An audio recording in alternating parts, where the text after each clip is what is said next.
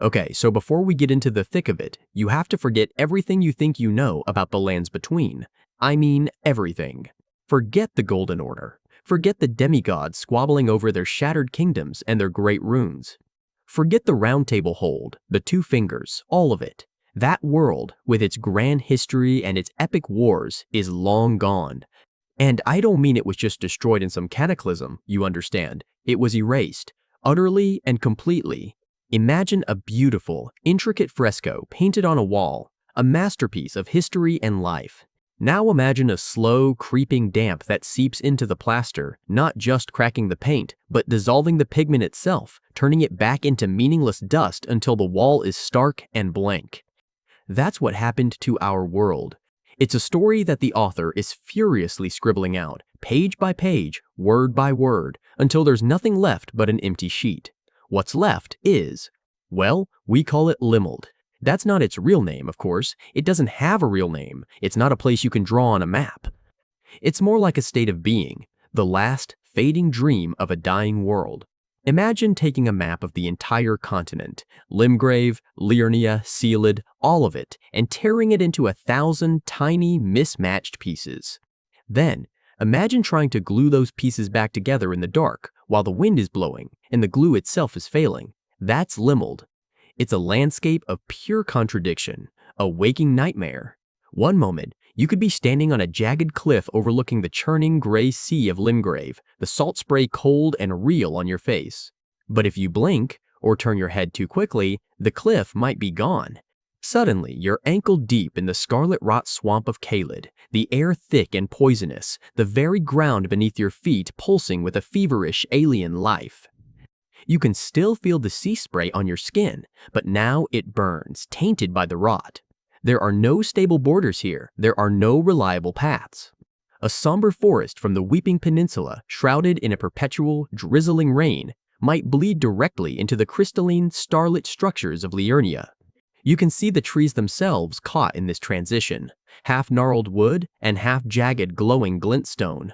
You might see the ruins of Stormvale Castle in the distance, its broken towers clawing at the sky.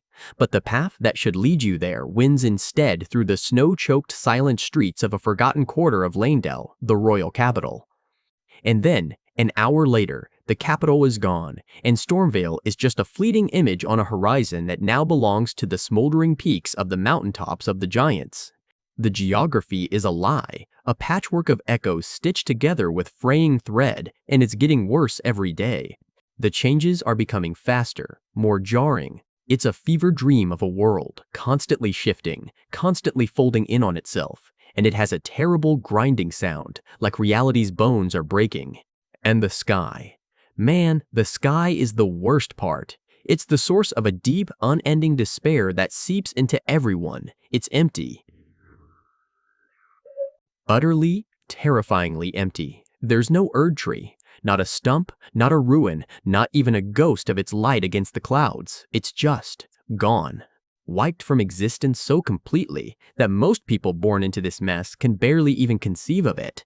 The elders, the few who are left with memories that haven't yet turned to soup, they try to describe it. They talk about a great, golden tree that filled the heavens, a light so bright it was like a second sun, a constant, benevolent presence that you could feel in your very bones, a promise that life and order had meaning. But their words are hollow now. The concept is too big, too alien for a world drowning in this gray twilight. It's like trying to describe the warmth of a fire to someone who has only ever known the biting cold of a void. The absence of the Erdtree is more than just a missing landmark. It's a hole in the very soul of reality. It's the constant, silent scream that underlines every moment in Limeld. It's the reason the sun, when it appears through the churning clouds of mismatched weather, feels weak and watery, a pale imitation of what it once was. It's why the moon seems like a bleached skull staring down from an infinite, black void. The world has lost its heart, and we can all feel the cold spreading through its veins. So what did this? What could possibly have the power to not just break the world, but unright it? It's not a god, not in any sense we'd understand. It has a name, a title whispered in the quiet places where the world is thinnest, where the fraying is worst, the Night Lord. But that's just a label we put on it, a desperate human attempt to give a shape to the shapeless, a name to the unnameable. The Night Lord isn't a conqueror. It doesn't want to rule. It has no ambition, no desire, no malice. It is a force of pure, undiluted entropy. An ending, the ultimate and final calamity. Think of it like a tide of absolute nothingness, a silent, invisible ocean that is slowly, patiently washing over existence. It doesn't shatter things with force. It dissolves them with its presence. It doesn't kill people. It makes it so they never were. When the Night Lord's influence touches a place, a building, a forest, a person, the color drains away first, fading to a uniform, lifeless gray. Then the sound goes, muffled into a profound and heavy silence. Then the very substance of it thins out, becoming translucent, like smoke in a weak light. And then, with a final, imperceptible sigh, it's just gone. Not even a memory remains, because the memory itself is part of the existence that's been consumed. It is the antithesis of creation, the cosmic eraser at the end of all stories. It is the quiet, calm, and absolute finality of non-being. This is the core of the problem, you see. This is the reason Limeld is falling apart. The very fabric of reality is collapsing under this relentless, silent pressure. We used to have grace, right? The golden light that guided the tarnished, a gift from the greater will, a promise of purpose. Well, in this broken world, grace has a new, much more desperate purpose. It's the only thing left holding Lind together. It's the metaphysical glue, the narrative cohesion that insists this last remnant of the world should still be. It's the universe's dying immune system, fighting a disease that is reality itself. But it's fading. The light is getting weaker, dimmer, and as it does, reality itself begins to unravel at the seams. We call it the fraying. You can see it sometimes if you know what to look for, and once you see it, you can't unsee it. The edge of a rock might blur for a moment, its solid texture smearing into the air like wet paint. A person's face might flicker, their features becoming indistinct for a heartbeat, their eyes vacant, as if their very identity is struggling to hold its shape. Sounds from other places, other times, will bleed through the silence. The sudden, sharp clash of swords from a battle fought 1,000 years ago, the faint laughter of children in a city that no longer exists, the mournful toll of a bell from a church that has already been erased. This decay, this fraying, is driven by the fading of grace. It's a slow, creeping sickness of the soul, and it affects everything. It's why history is becoming a soup of contradictions. Was Marika the eternal queen, or was she just a myth we invented? Did the shattering even happen, or is it just a story we tell ourselves to explain the scars on a world we can't truly remember? The answers change from day to day, from person to person. Two people can stand side by side, look at the same ruin, and remember it as two completely different places. Memories are no longer reliable anchors. They are driftwood in a chaotic sea.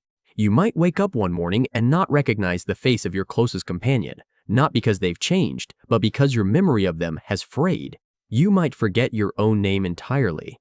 You might reach for a tool you've used your whole life, a familiar sword or a worn shield, only for your hand to pass right through it as it winks out of existence for a few terrifying seconds before shuddering back into being.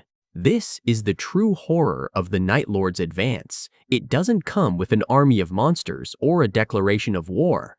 It comes as a creeping doubt, a slow forgetting, a quiet dissolution of everything you hold to be true and real.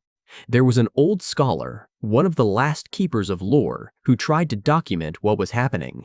He spent his final days in a crumbling library where the books would rearrange their own words overnight, where histories would rewrite themselves between dusk and dawn. He was trying to find a pattern, a weakness, anything to fight back with.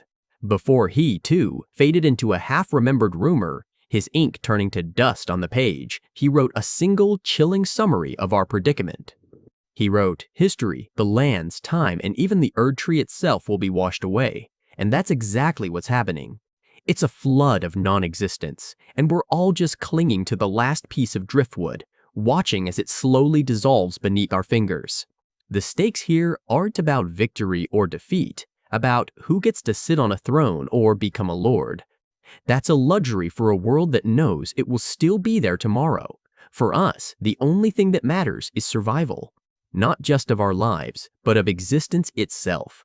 The fight is against the final, silent, all-consuming void.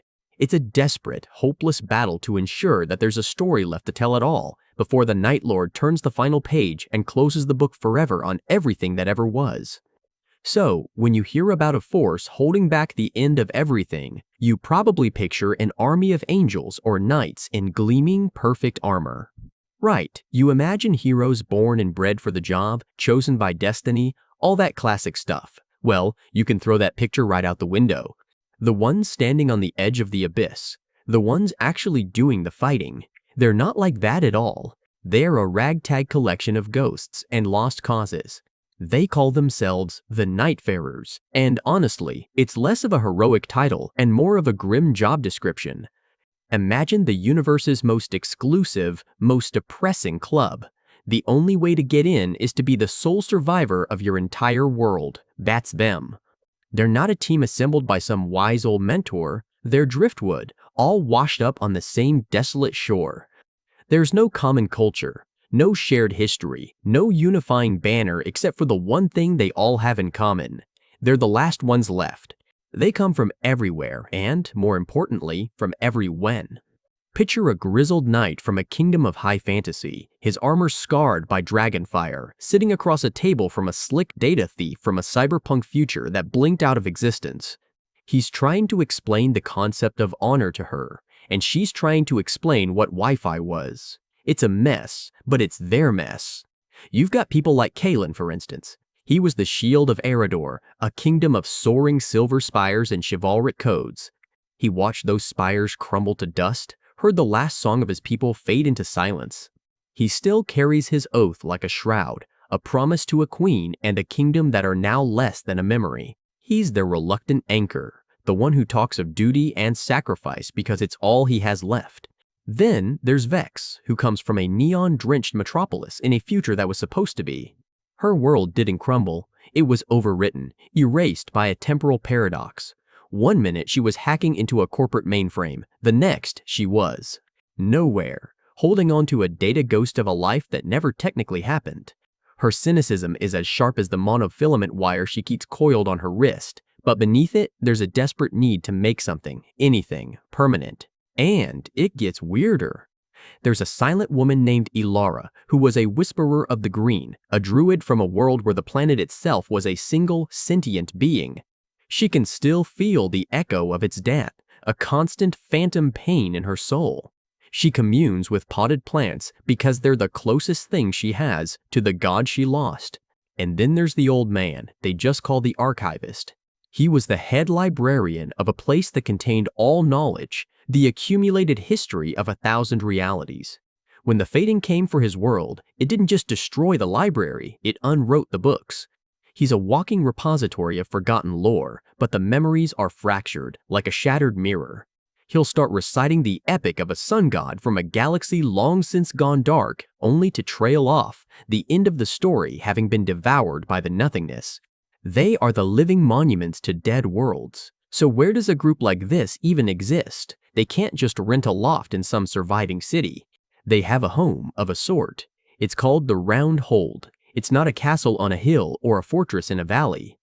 The best way to describe it is as a scar on the face of reality. It's a chunk of something ancient and impossibly dense, maybe the petrified heart of a dead god or a piece of a world that refused to die, and it floats in the in-between, the void that separates the remaining threads of existence. It's their sanctuary, their base, their prison. It's anchored, meaning it's stable, a fixed point in the chaos where they can breathe and rest. But it's also transient, not tied to any single time or place. A door in the hold might open onto a bustling market in a city of brass one day and onto the frozen plains of a dying star the next. It's their one constant in an existence defined by loss. The hold itself is a reflection of its inhabitants. The central hall is vast and cavernous, lit by a captured star that pulses with a soft, mournful light. The architecture is a chaotic jumble. One corridor is built of the polished obsidian from Kalen's fallen citadel, which bleeds seamlessly into a hallway of humming, holographic panels salvaged from Vex's erased future. Ilara has cultivated a garden in one of the lower chambers, filled with impossible flora rescued from dying realities, plants that weep light, flowers that chime with the slightest breeze. The whole place hums with a low, quiet energy, a fusion of forgotten magic and dead technology. It's a haven, yes, but it's also a museum of everything they've lost. Every artifact, every piece of salvaged architecture is a reminder of a home they can never return to. It's a sanctuary built from the wreckage of 1,000 apocalypses. This brings us back to their name, the Nightfarers. It's quite literal. They are warriors who fare, or journey, into the night. And this night, the fading light, isn't an army of monsters or a dark lord on a throne. It's more insidious than that. It's entropy with a consciousness. It's the great unraveling, the silent, creeping void that leaches color, sound, and meaning from reality. It's the force that turns a vibrant world into a gray, silent photograph, and then erases the photograph. They can't defeat it. You can't stab a concept or shoot an idea. All they can do is hold it back. Their mission is to journey to the frayed edges of existence, to worlds where the fading is just beginning to take hold. They reinforce the metaphysical barriers. They rescue what little they can, a person, a book of stories, a seed. And they fight the manifestations of the void, the echoes, which are twisted, hungry creatures made of pure despair and forgotten memories. They are the keepers of the lighthouse at the end of the universe, trying desperately to keep a few candles lit in a hurricane of darkness. Their fight is not for glory, but for one more day, for everyone. But here's the cruelest part of it all, the truth that sits at the core of their existence. They are not heroes, they are the condemned. They weren't chosen for their skill or their virtue. They were chosen by circumstance. Each Nightfarer is bound to the hold and to their mission by a terrible, unbreakable pact. They are the ones who, in the final moments of their worlds, made a desperate choice. Maybe they were the only one to find a doorway out. Maybe they made a bargain with some cosmic entity, trading their own freedom for a chance to save something, anything, only to find they were the only thing saved. Or maybe they just got impossibly, horribly lucky. Their survival wasn't a blessing, it was a sentence.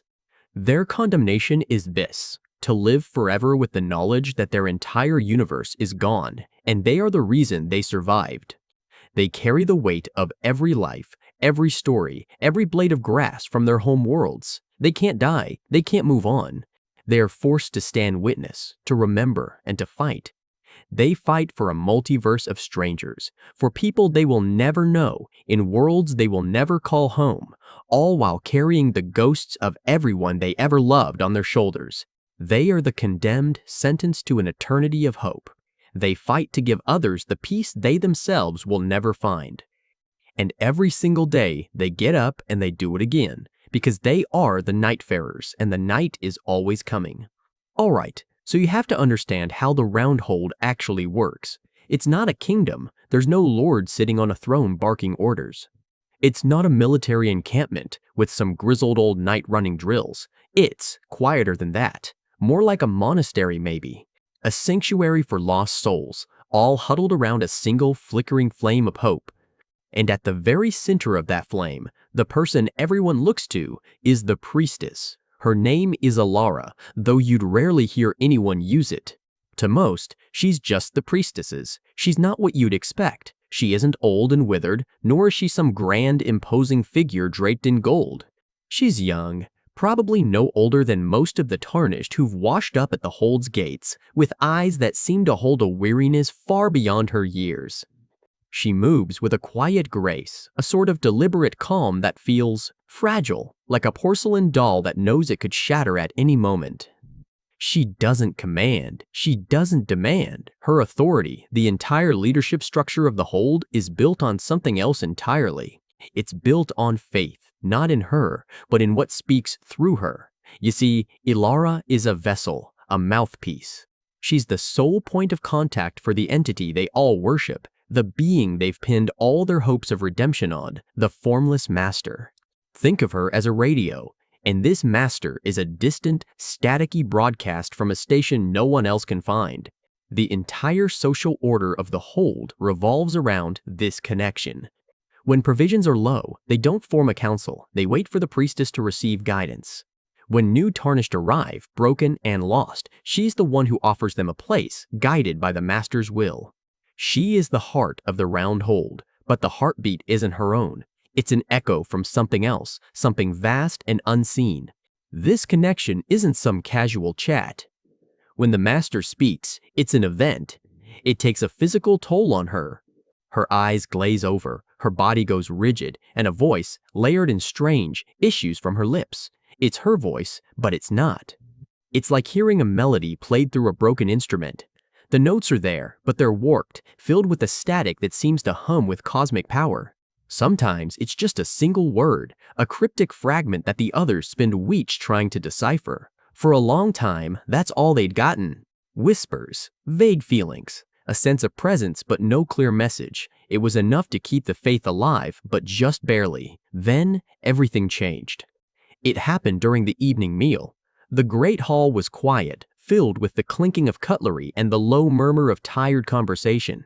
The priestess was sitting at the head of the long table, as always, when her spoon clattered onto her plate. Every head snapped up.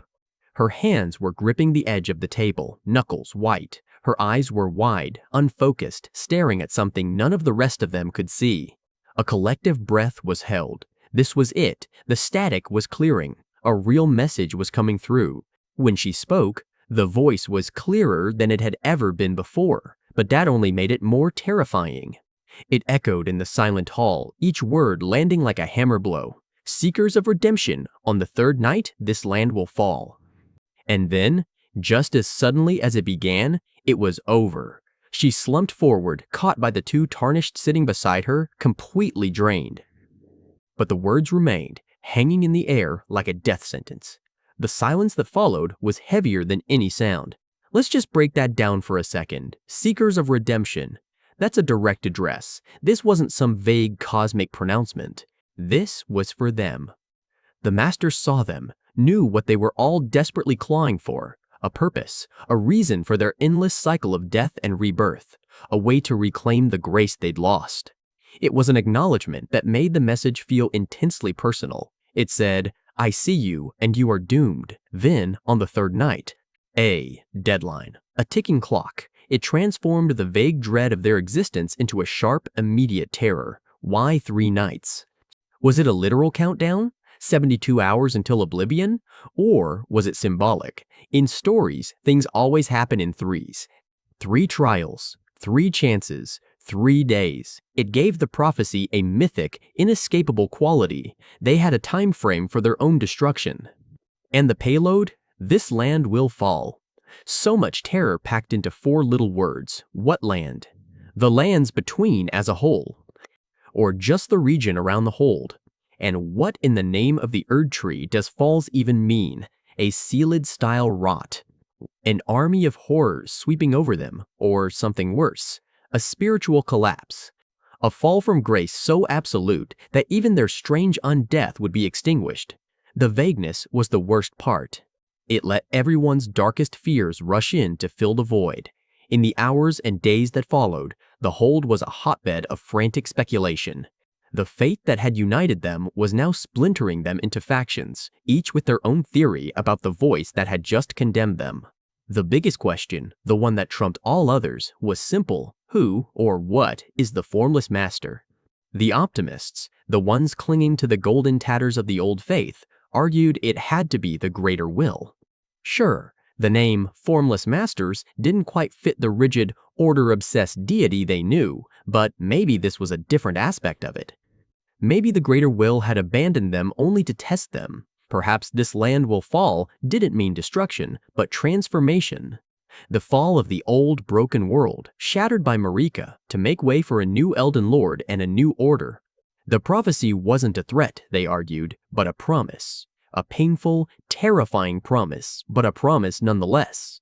It was a desperate hope, but it was something. Then you had the more cynical camp. They believed the voice belonged to the Erdtree itself, or maybe even to Queen Marika, trapped within it. Marika was the one who broke the Elden Ring in the first place. She was a goddess of plans within plans, of cryptic actions and shattering revelations. Who's to say this wasn't another move in her grand, incomprehensible game? The Erdtree's power was failing, its grace scattered. A consciousness born of that kind of power could certainly be described as formless. In this theory, the message was a warning from a shattered goddess, a desperate cry from the heart of their broken world. But there was a third theory, one whispered in shadowed corners, the one that made everyone's blood run cold. There was another, far more sinister entity known to bear a similar name, the Formless Mother, an outer god of blood and wounds, worshipped by the Mogwin dynasty, an entity whose influence was a creeping, bloody stain on the fabric of the lands between. The name fit almost too perfectly. If the master was actually the mother, then the message wasn't a test or a warning, it was a threat, a declaration of conquest. Seekers of redemption would be a mockery, aimed at those who could be corrupted. And this land will fall would mean falling under her sway, a world drowned in a sea of blood and madness. This theory was terrifying because it meant their faith, their entire community, was built on a lie. They hadn't been praying to a savior, they'd been listening to a monster. Amidst all this cosmic dread and theological debate, something was found that brought the terror right back to a personal level, right back to the priestess. A tarnished scholar, digging through the Hold's small library for any text on prophecy, found a loose, brittle page tucked into an old book. It was a journal entry, written by one of the Hold's first inhabitants. Most of it was faded gibberish, but one line stood out, clear as day. It was about the first priestess, the one who established the connection. The line read, "She is the conduit, yes, but she is more. Her faith is the very anchor of the Round Table." An anchor. The word sent a new wave of fear through the Hold. It reframed everything. Alara wasn't just a messenger who could be ignored or replaced. What if the description was literal? The Round Hold, as everyone knew, didn't exist in a normal physical space. It was a haven, separate from the brutal realities of the lands between. What if the priestess's connection, her unwavering faith in the formless master, was the force that held the Hold together? What if she was the anchor mooring their sanctuary in reality? Suddenly, her physical and mental state wasn't just a concern for her, it was a matter of survival for everyone. The prophecy had shaken the faith of everyone in the Hold, but what was it doing to her? She was the one who had channeled that devastating message. She was the one who bore the brunt of that cosmic static. If her faith were to break, if her spirit were to shatter under the weight of this prophecy, would the anchor fail? Would the Round Hold itself simply fall? They were trapped. They faced a prophecy of doom from a mysterious god, with a ticking clock counting down to zero, and the one person at the center of it all might be the very key to their survival or their utter dissolution. The voice in the static had spoken, and now the silence was deafening. So, let's talk about the Round Hold, the heart of the NIGHTREIGN. The first time you walk in, it's like getting hit with a wave of the weirdest, most powerful déjà vu you've ever felt. It is, without a shadow of a doubt, the Round Table Hold. I mean, it's absolutely uncanny, a perfect stone-for-stone reconstruction. You pass through the heavy doors, and there it is, the massive circular stone table dominating the main hall, its surface scarred with the ghosts of 1,000 battle plans. The warm glow from the central fire pit still casts those same long dancing shadows up the soot-stained pillars, making the whole place feel alive, breathing. You can almost hear the rhythmic, comforting clang of Master Hube's hammer from the corridor. See Rodrika huddled by the flames, trying to find some warmth in a cold world. You instinctively glance towards the study where Gideon Ofnir, the all-knowing, would be buried in his books, his silence more judgmental than any spoken word. The entire layout is a flawless mirror of the place we once called home. You've got the familiar balconies overlooking the main hall, the long, echoing corridor leading off to where the private chambers once were, the quiet little alcove where Fia, the deathbed companion, would offer her chilling, solemn embrace. It's all there. It's a blueprint pulled from memory and given flesh, a ghost resurrected in solid stone and mortar. The immediate feeling is one of profound familiarity, of coming home to a place you thought was lost forever. But right on the heels of that comfort is this deeply unsettling question that worms its way into your mind. How is this possible? Why would they do this? It's like finding your exact childhood home, down to the last scratch on the floorboards, perfectly rebuilt on the far side of the world. Everything about it feels right, but because of that, it feels fundamentally, existentially wrong. And here's the kicker, the thing that really unravels the whole mystery.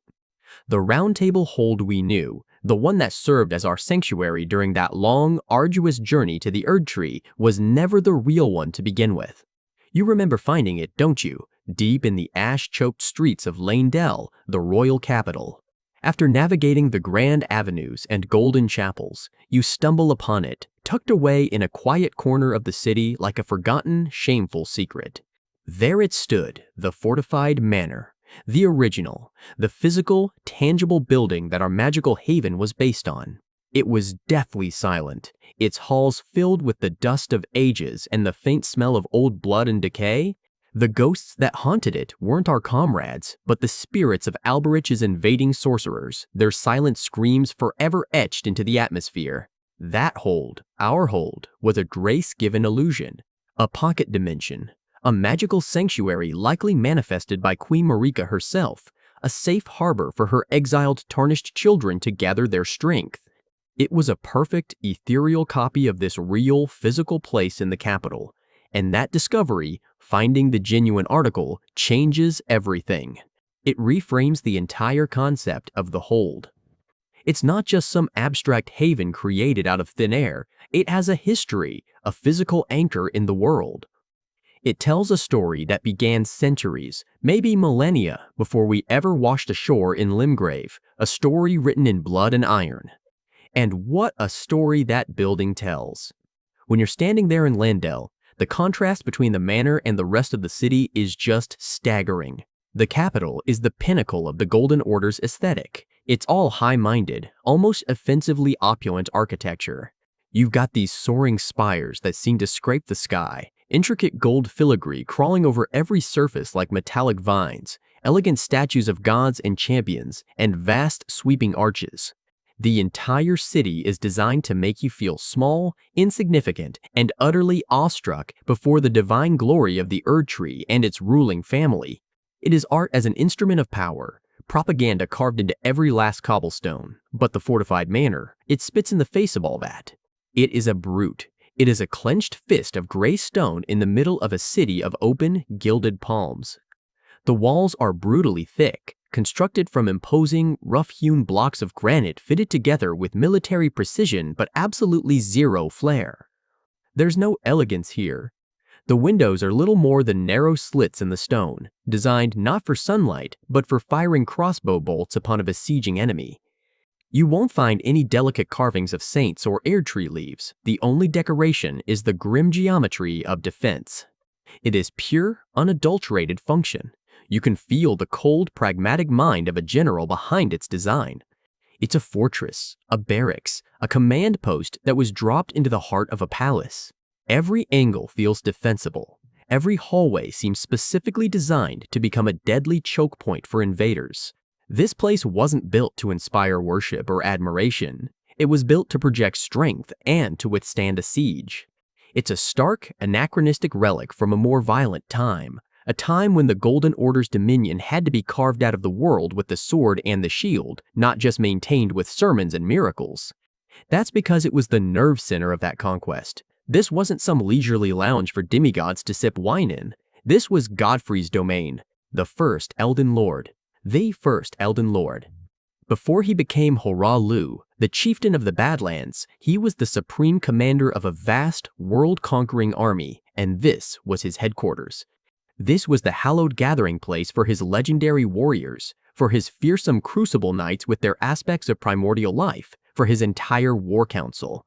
These warriors, these champions, were the original Tarnished. They were our direct ancestors. Just try to imagine what this place was like in its heyday. The Great Round Table wasn't an empty, somber monument occupied by a few lonely souls. It was crowded with the greatest fighters the Lands Between had ever seen. Their armor scarred and dented from 100 campaigns, their faces grim and determined. The air wouldn't have been still and silent. It would have been thick with the smell of blade oil, wood smoke, sweat, and spilled ale. The sound wouldn't have been a mournful quiet, but a cacophony of life. The boisterous clang of steel mugs, the rhythmic scrape of whetstones on greatswords, the low, serious murmur of war councils planning the subjugation of the fire giants or the destruction of the Carrion royal family. This was their sanctuary, the one place within the gilded, political cage of Lanedale where they could truly be themselves, soldiers among soldiers, bound by an oath of loyalty to their lord. It was the beating heart of the Golden Order's military might, the roaring engine room that powered its relentless expansion across the continent. When you stand in the dusty ruin in Lendel today, if you close your eyes and just listen, you can almost feel the phantom energy of that time, the ghosts of that fierce camaraderie, that unshakable shared purpose. It was a place built on strength, defined by loyalty, and consecrated by brutal, unwavering resolve. Which, in a long, roundabout way, brings us all the way back to the NIGHTREIGN's brand new round hold. Understanding its history, its true history, reveals their incredible intent. This new hold isn't just a nostalgic copy of a copy. It is a deliberate, profoundly powerful statement of legacy. Think about it from their perspective. The original hold in Lanedale was, in its own way, a gift from Lord Godfrey to his warriors. It was a home, a fortress, a symbol of their unity and their indispensable strength within the capital's power structure. The magical copy we inhabited was a similar gift, a blessing from Queen Marika, a hidden shelter for her exiled children, a secret place for us to gather strength for the impossible task she had laid before us. Now, this new hold, it's the third verse of the same epic song. The founders of the NIGHTREIGN, whoever they may be, didn't just build a functional base of operations. They could have constructed any kind of fortress, something more modern or practical. Instead, they reached back into the deepest, most foundational annals of tarnished history and resurrected a legend. They didn't just rebuild a structure, they reclaimed a symbol. This isn't just an act of architecture, it's an act of inheritance. It is a clear, unambiguous message sent to every downtrodden, wandering tarnished who finds their way to the NIGHTREIGN's banner. This is your legacy. The indomitable strength of Godfrey's first legions flows in your veins. That ancient camaraderie, that unbreakable bond forged in battle, that shared purpose, it is yours again. We have built you a home, just as our first Lord did for our ancestors. This is your birthright. This is a sanctuary from which we will carve out a new destiny for our kind. It's an echo of the distant past, yes, but it's also a deafening promise for the future. A promise that the tarnished are no longer scattered, lost, and without guidance, but have a place to call their own once more, a hearth around which to gather their strength for the long night ahead. So, picture this. The air in the ship's hold was thick enough to chew. It was a cocktail of stale ocean brine, ancient dust, and the ghosts of forgotten cargo. We were down there, Wilder and I, picking through the dregs, hoping to find something, anything, that wasn't rotted through or rusted solid. The light from our lanterns cut pathetic little circles in the oppressive dark, dancing over skeletal crates and the ribs of the great vessel itself. It felt like we were exploring the belly of some long-dead leviathan, and in a way, I guess we were. Wilder, being who he is, wasn't content to just skim the surface. He was tapping on floorboards, testing the walls, convinced there was more to this old ship than met the eye. I thought he was just bored, but then I heard it, a hollow thud that was different from the others. He'd found a false panel in the floor, right at the deepest, most forward point of the hold, practically part of the keel. It took both of us, grunting and sweating, to pry the thing open. The smell that rolled out was different, not decay. It smelled like sealed air, like a tomb. And inside this little compartment, resting on a bed of what looked like faded velvet, was a single, small, rolled-up piece of parchment sealed with a blob of black wax that had no crest or imprint. It was impossibly well preserved. Wilder's hands, usually so steady, had a tremor as he cracked the seal. The parchment was brittle, whispering its age as he unrolled it. The ink was a faded sepia, the script elegant but severe. There was only one sentence. He read it aloud, his voice low and gravelly, a sound that the shadows seemed to drink right up. He said, "We lie the condemned of the first Nightfall, whose sin is too great for absolution by our own deeds. We just stood there for a minute, letting the words hang in the air. It felt less like a note and more like a verdict, the first nightfall. What does that even mean? It sounds final, apocalyptic, like the moment the sun went out for good, and condemned, not resting, not interred, condemned. As if this entire ship, this entire journey was a prison sentence. And that last part, whose sin is too great for absolution by our own deeds. It speaks of a debt so massive that it couldn't be paid off by the people who incurred it. It had to be passed down, an ancestral burden. It sent a shiver right through me, the kind that has nothing to do with the cold. This wasn't a ship's log, it was a confession. The discovery of the note changed the game. Wilder was no longer just searching, he was possessed. He was convinced the note was a key, that it pointed to something deeper, and he was right. Below the compartment, beneath another layer of thick, iron-bound wood, was a cavity, not a storage space. It was a room. A purpose-built chamber at the absolute bottom of the ship, carved into its very foundation. We lowered a lantern down, and the light revealed stone. Smooth, cold, dark stone that had no business being on a wooden vessel. It was a mausoleum. Going down there felt like a violation. The air was frigid, still, and utterly silent. The sounds of the ship, the creaks and groans of the wood, the slap of waves, all of it vanished. We were in a pocket of silence, a place outside of time, and in the center of the room were 3 sarcophagi. They weren't ornate, not in the way you'd think of a king's tomb. There were no golden flourishes or jeweled inlays. Their craftsmanship was in their severity. They were carved from a single piece of that same black, starless stone, their lines clean and unforgiving. They radiated a sense of immense weight, not just physical, but spiritual, the weight of purpose, the weight of guilt. Each sarcophagus bore an epitaph, carved in the same severe script as the note. We moved from one to the next, the lantern light sliding over the letters. The one on the left spoke of the untamed world. It talked about the sacred hunt, the blood pact with the wild, and the duty to leash the chaos that we once unleashed. It was all about dominion, about a deep, primal connection to nature, but also a responsibility to control it. Wilder just stared at it, his face pale in the flickering light. You could see the gears turning in his head, the language, the concepts. It was the bedrock philosophy of his clan, the very words his elders used, but a purer, more ancient version of it.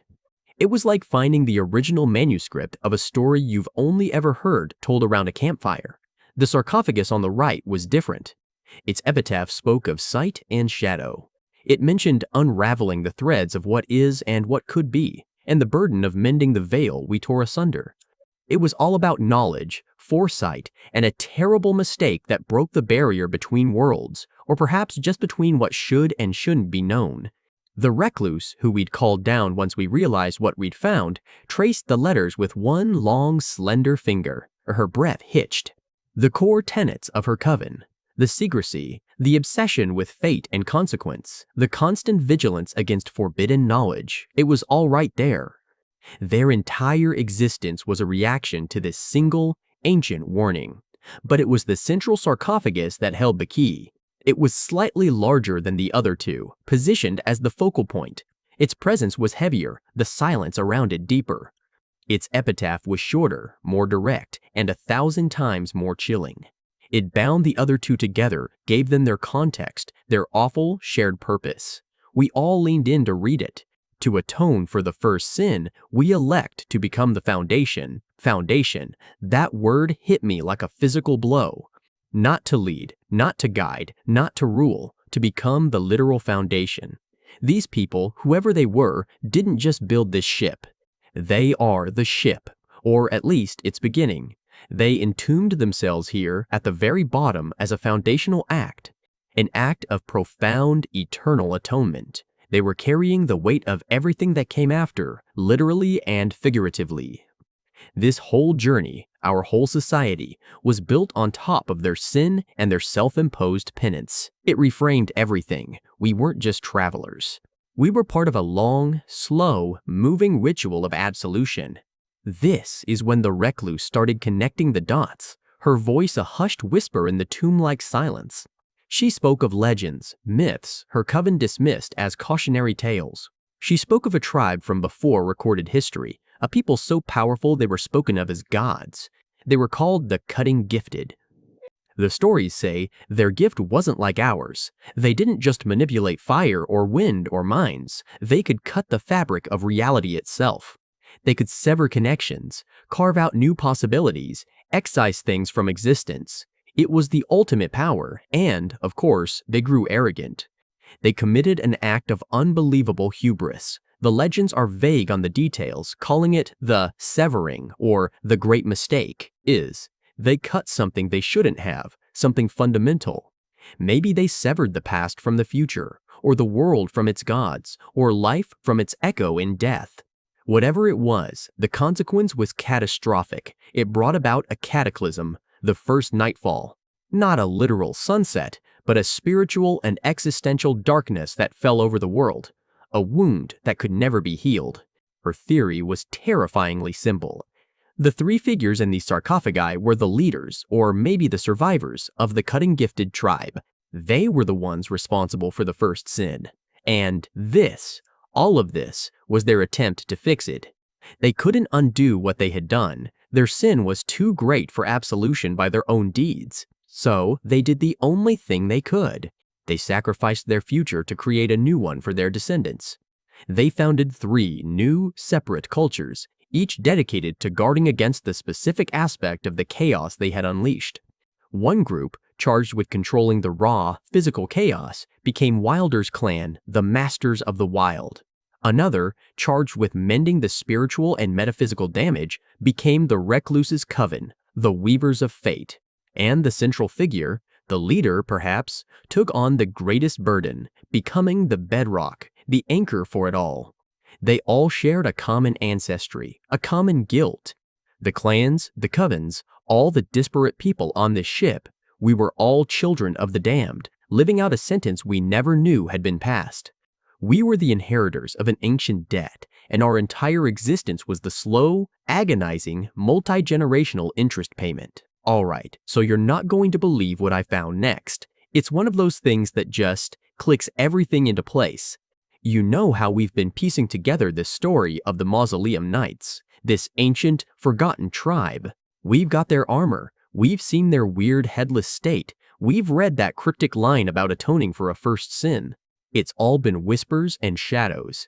But then I found it. I found the key. It's an item called the Night Lord's Rune. And man, let me tell you, reading its description was like having someone shine a floodlight into a dark room. Everything we've been speculating about, it's all here, laid bare. So picture this. It's not some grand, glowing artifact. It's a rune of an ancient lord, once a ruler of the night. Simple enough, right? But then you keep reading, and the story it tells is just, wow. It's a tragedy, a story of ambition and cosmic horror, all packed into a few short lines. The description says this tribe, this forgotten civilization, anticipated the coming night. Now, stop right there. That phrase is doing some heavy lifting. We're not talking about sunset, you know. This isn't them just getting ready for bed. This is a capital in night. This is a prophecy. They were astrologers, seers, whatever you want to call them, and they were looking up at the stars, at the cosmos, and they saw something terrible on the horizon. Think about what that means in this world. The stars and the moon are directly tied to fate, to the influence of the outer gods. The Golden Order, with the Erdtree, tried to dominate everything, to impose its own reality, its own single, unchangeable fate upon the world. But this tribe, they were from a time before, or at least a culture that still remembered how to read the true cosmos. And what they saw scared them to their very core. They foresaw an end, an age of darkness, an age without the Erdtree's golden light. Maybe they saw the coming of the Formless Mother, or the God of Rot, or some other nameless, terrifying entity from the void. Whatever it was, they knew the Golden Order's reign was not eternal. They anticipated the coming night, and they knew it would swallow everything. So what do you do when you're the only one who sees the apocalypse coming? You try to survive. And this is where their story takes a turn from prophetic to just unbelievably audacious. The item description continues, saying that after seeing this future, the tribe concluded that their only chance for survival was to cheat a god. Let that sink in. Not pray to a god, not bargain with a god, but to cheat one. The sheer magnificent hubris of that is breathtaking. In a world governed by the whims of all-powerful cosmic beings, these mortals looked at the system, saw the doom written in the stars, and decided, nope, we're going to find a loophole. They weren't just trying to trick some minor spirit of the woods. The context is everything. The dominant power, the god whose system they were living under, was the greater will and its vassal, the Erdtree. They were trying to cheat the fundamental laws of reality as defined by the Golden Order. They were looking for a way out of the fate prescribed for them, a back door out of the apocalypse. How would you even do that? Were they trying to create their own pocket dimension? Were they trying to harness a different cosmic power? Were they trying to achieve a form of immortality that wasn't dependent on the Erdtree's grace? We don't know the exact plan, but the intent is what matters. They sought to outwit the divine, to play a game with the architects of their reality and win. It was a gamble for their very existence, a desperate, arrogant, and ultimately doomed attempt to become masters of their own fate. And this is where we get to the heart of it all. This is the line that made my blood run cold, the one that connects everything. Their plan, their research, their desperate scramble to find a way to cheat fate. It led them to a discovery, a monumental, world-shattering discovery. The description ends with this pivotal sentence. They had glimpsed what they should not, the very sin of the Erdtree, the sin of the Erdtree. Just think about that. The Erdtree, this symbol of divine order, of grace, of life itself, has a foundational sin. A secret so dark and so fundamental that even glimpsing it is a transgression worthy of eternal punishment.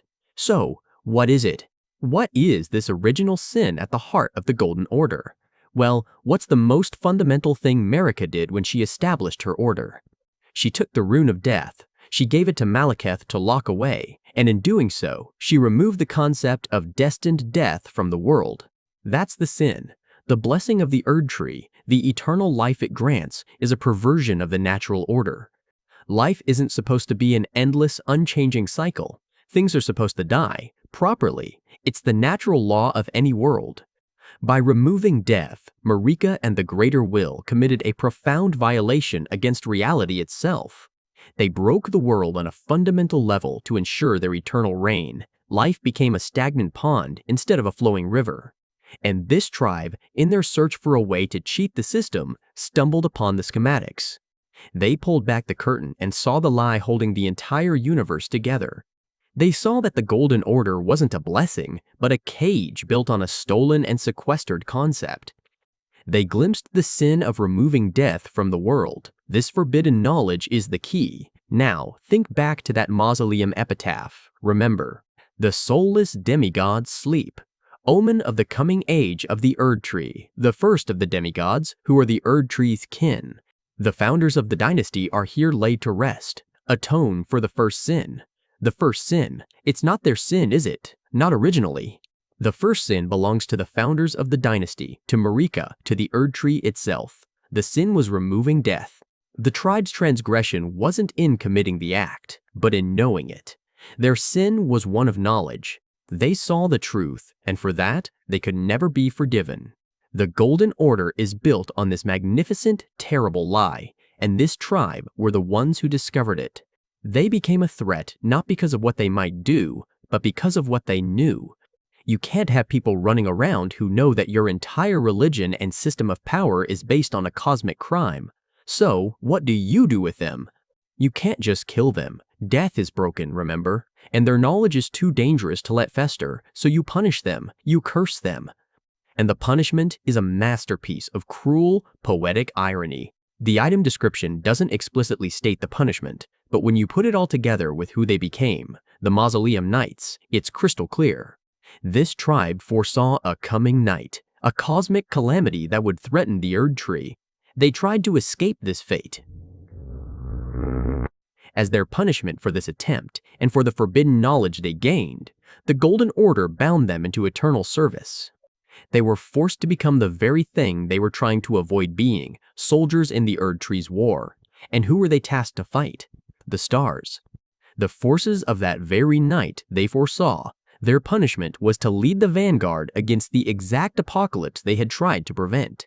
They wanted to save themselves from the coming doom, so the Erdtree made them its first and eternal line of defense against it. They wanted to cheat the system, so the system enslaved them. They learned the secret of soulless immortality and the sin of the Erdtree, so they were stripped of their own heads, their own souls, and forced to eternally guard the soulless demigods who were the first products of that very sin. Every aspect of their punishment is a twisted reflection of their ambition and their discovery. They are a walking, silent testament to the fact that in the lands between, there is no greater crime than knowing the truth and no escaping the cruel, ironic justice of the gods. Alright, so let's talk about the name, the Cutting Gifted. It's what we've always called them, right? It sounds evocative, a little sinister. It paints a picture of these lanky, multi-limbed figures as being exceptionally skilled, gifted even, at the art of cutting, slicing, dicing, maybe some sort of ritualistic carving. It fits their spidery, unsettling vibe. But what if I told you that name, the one we've been using all this time, is basically a well-meaning but deeply flawed translation? It's like describing a master chef as a skilled food heater. You're not technically wrong, but you are missing the entire point, the artistry, the why of it all. The real story, as is so often the case in the lands between, is buried in the etymology. It's a secret hidden in plain sight, and to dig it up, we need to bring in an expert. This is where my friend, the translator we call Last Protagonist, comes in.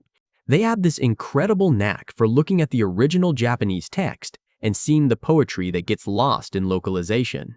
I was chatting with them about these strange, spindly nobles, and they just sort of paused and said, you know, Cutting Gifted doesn't really capture it at all. And then they proceeded to completely blow my mind. According to Last Protagonist, the original Japanese name is Sugiki no Kijin.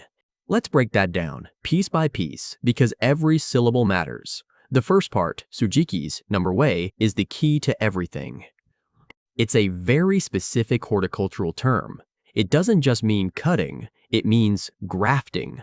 You know, the agricultural process where you take a twig or a bud, a cutting called a scion from one plant and attach it to the stem or root of another, the rootstock. The two parts then grow together, becoming a single, composite plant. It's how you ensure you get the exact same type of apple from a new tree, or how you create a rose bush with multiple colors of flowers on it. It's a precise biological art. The word itself is made of two characters, sugu, meaning to join, connect, or piece together, and ki, for, which simply means tree or wood. So, literally, joining trees. The second part of the name is Kijinbash, now Kajin. Reiki 8. This translates to nobles, aristocrat, or person of high rank. The English localization team grabbed this and turned it into gifted, which, you know, makes sense in a way. Nobility is often seen as being gifted by birth, possessing innate talents or qualities. So, no major foul there. But when you combine their translation of the two parts, you get Cutting Gifted. They took the general action of making a cut for a graft and paired it with the sense of nobility. It's functional, but it shears away all the crucial, beautiful context. Last Protagonist explained that a much more accurate, if less punchy, translation would be something like the grafting nobles or the aristocracy of the graft. Think about what that implies. It completely reframes their identity. They aren't just gifted at cutting things apart. They are nobles whose entire culture, skill, and perhaps even their reason for being revolves around the act of grafting things together. This brings us to the more interpretive but functionally perfect names, the tree cloning or tree cutting tribe. And here, cutting isn't about destruction, but propagation. This is where we get into the biology of it all, and it's fascinating. The entire process of grafting is a form of what's called vegetative propagation. It's a mouthful, I know, but stick with me. In nature, a lot of plants can reproduce asexually. You can take a piece of a parent plant, a stem, a leaf, a root, and under the right conditions, it can grow into a whole new plant that is a perfect genetic clone of the original. No seeds, no pollen, just a direct continuation of the parent. It's how gardeners can take a cutting from a favorite geranium, stick it in some soil, and get a brand new, identical plant. Grafting is the advanced surgical version of this. It's taking the desirable part of one plant, the part that produces delicious fruit or beautiful flowers, and fusing it onto the hardy, established root system of another. You are, in essence, cloning the top part of the plant onto a new body. The Tsugiki no Kijin are masters of this. Their very name defines them not as destroyers, but as cultivators. They are biological wizards, gardeners of flesh and blood. Their lanky, multi-limbed bodies suddenly make perfect, horrific sense. They aren't just wielding extra arms, they have grafted them. Each one is a walking, skittering example of their own sacred art. They are their own rootstock, and the limbs of others are their scions. They are living, breathing, unsettling works of biological art, collections of different beings fused into one noble form. Now, where does this ancient biological magic fit into the grander scheme of things? This isn't just some weird, isolated quirk of a single enemy type. This concept of grafting is absolutely central to the most powerful family in the entire history of the Lands Between, Marika's golden lineage.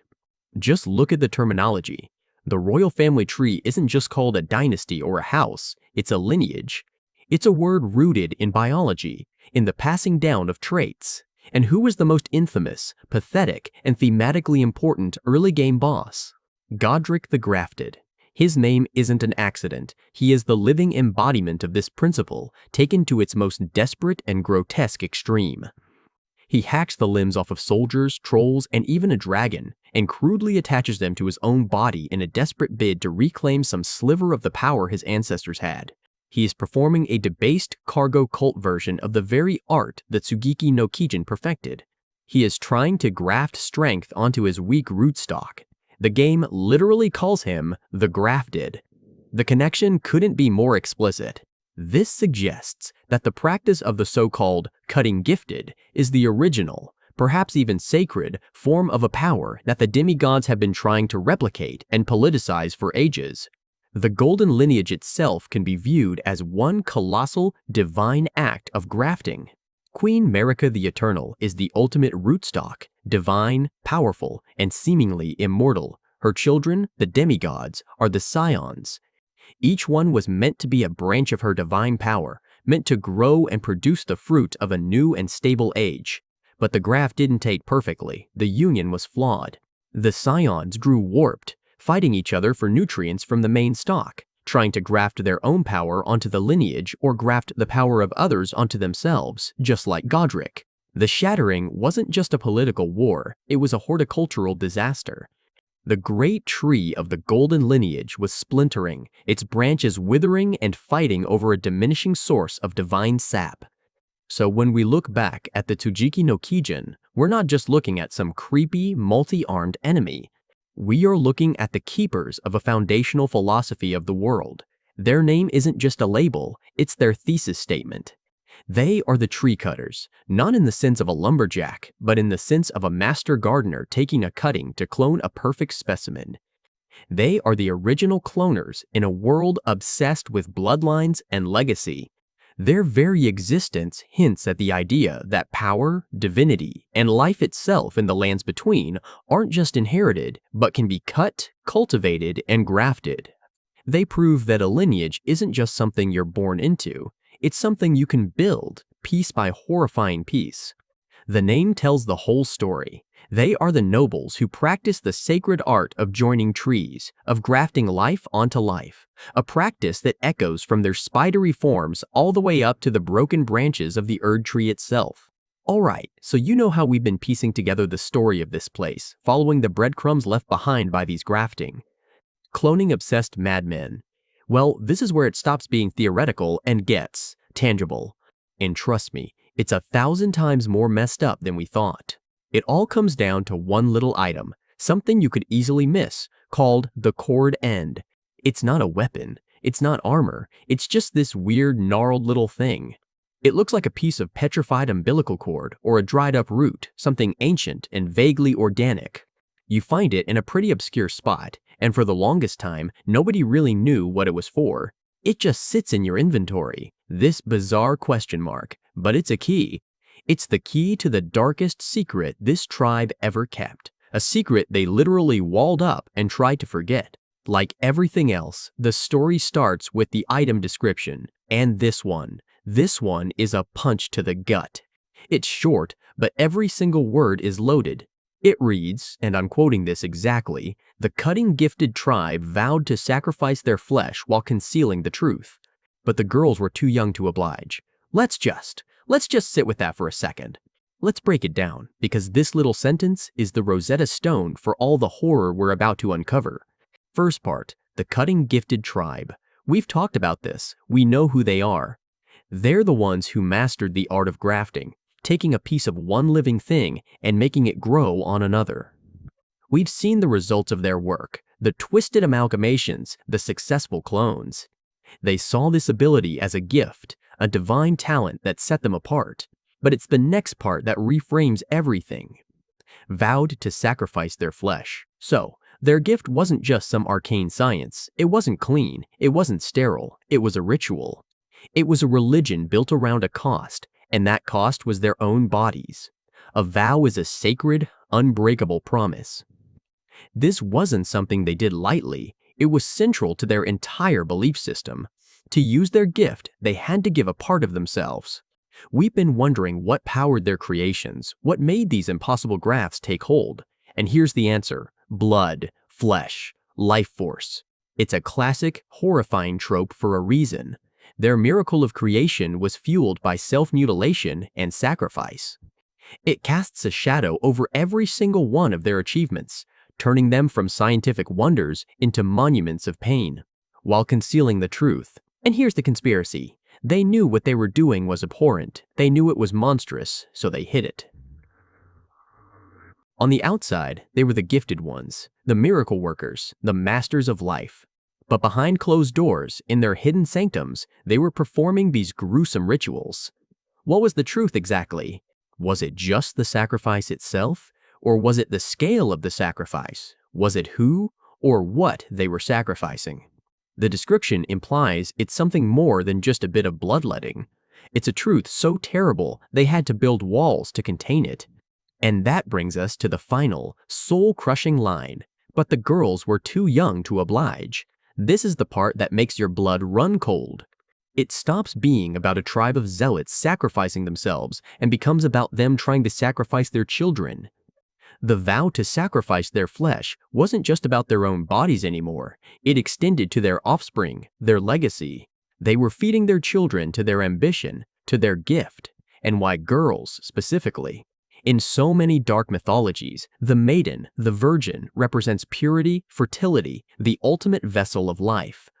To sacrifice that is the ultimate transgression.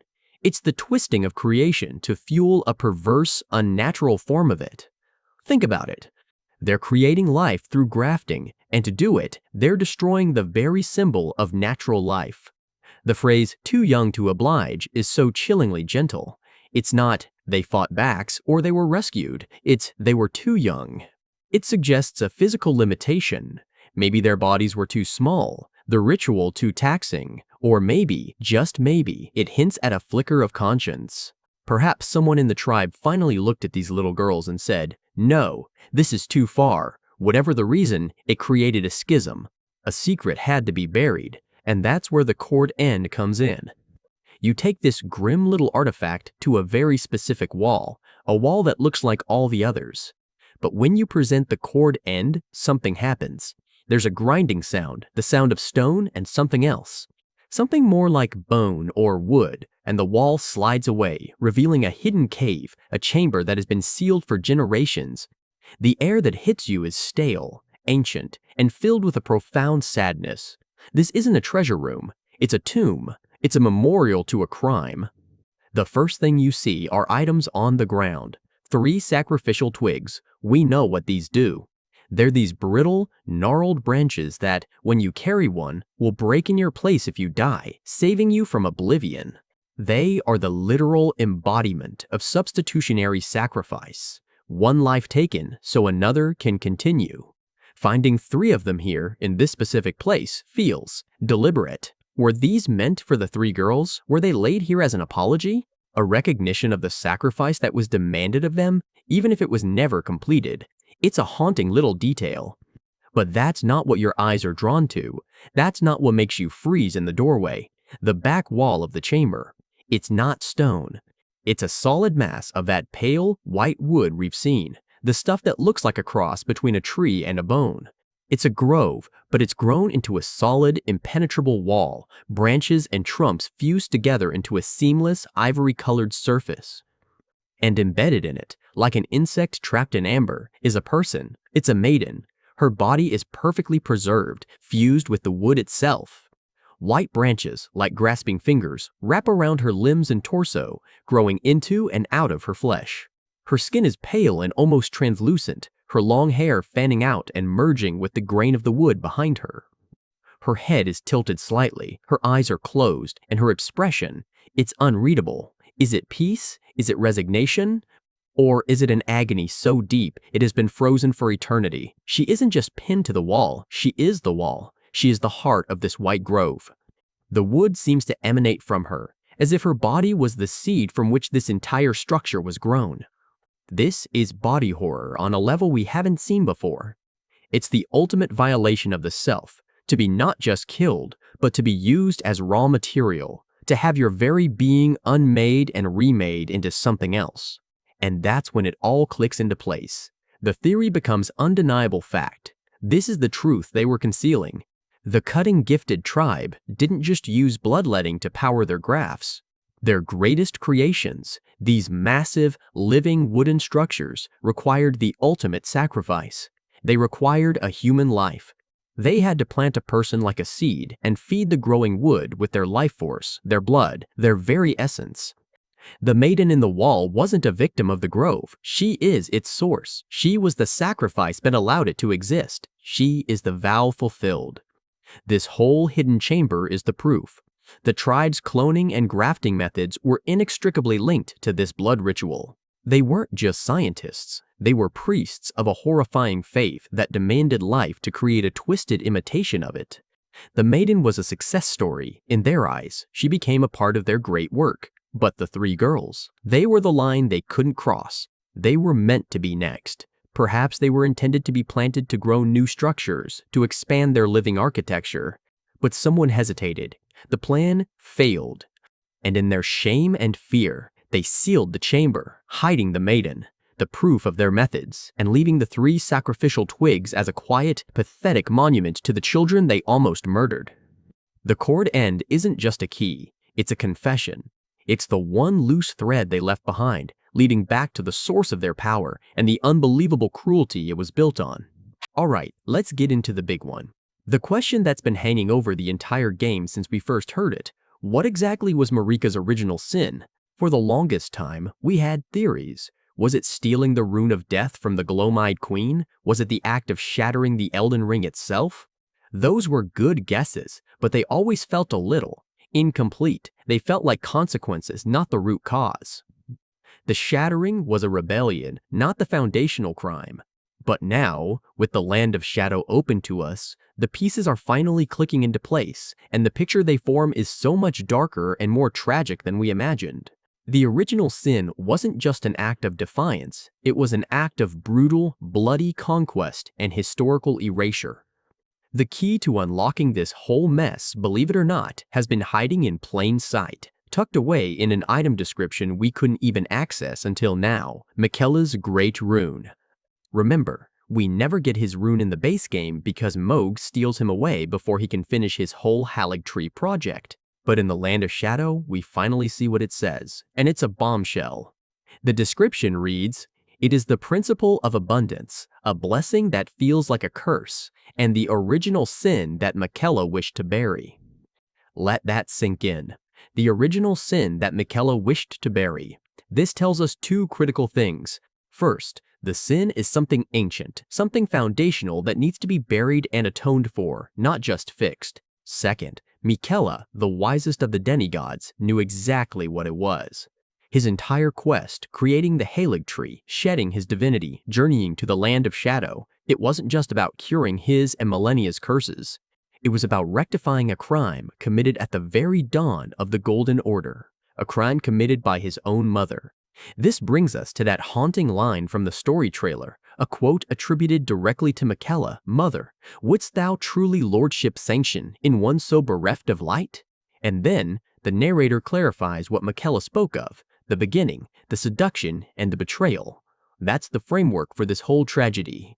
It wasn't a simple war. It was a calculated act of deception followed by overwhelming violence. So, who was seduced? And who was betrayed?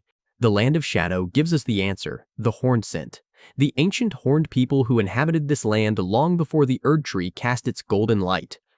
They were a people deeply connected to the spirits of the land, to the cycle of life and death, and to their own ancient pre-Erdtree beliefs. They weren't just conquered, they were systematically erased from history. Here's the theory that the DLC lays out for us, piece by painful piece.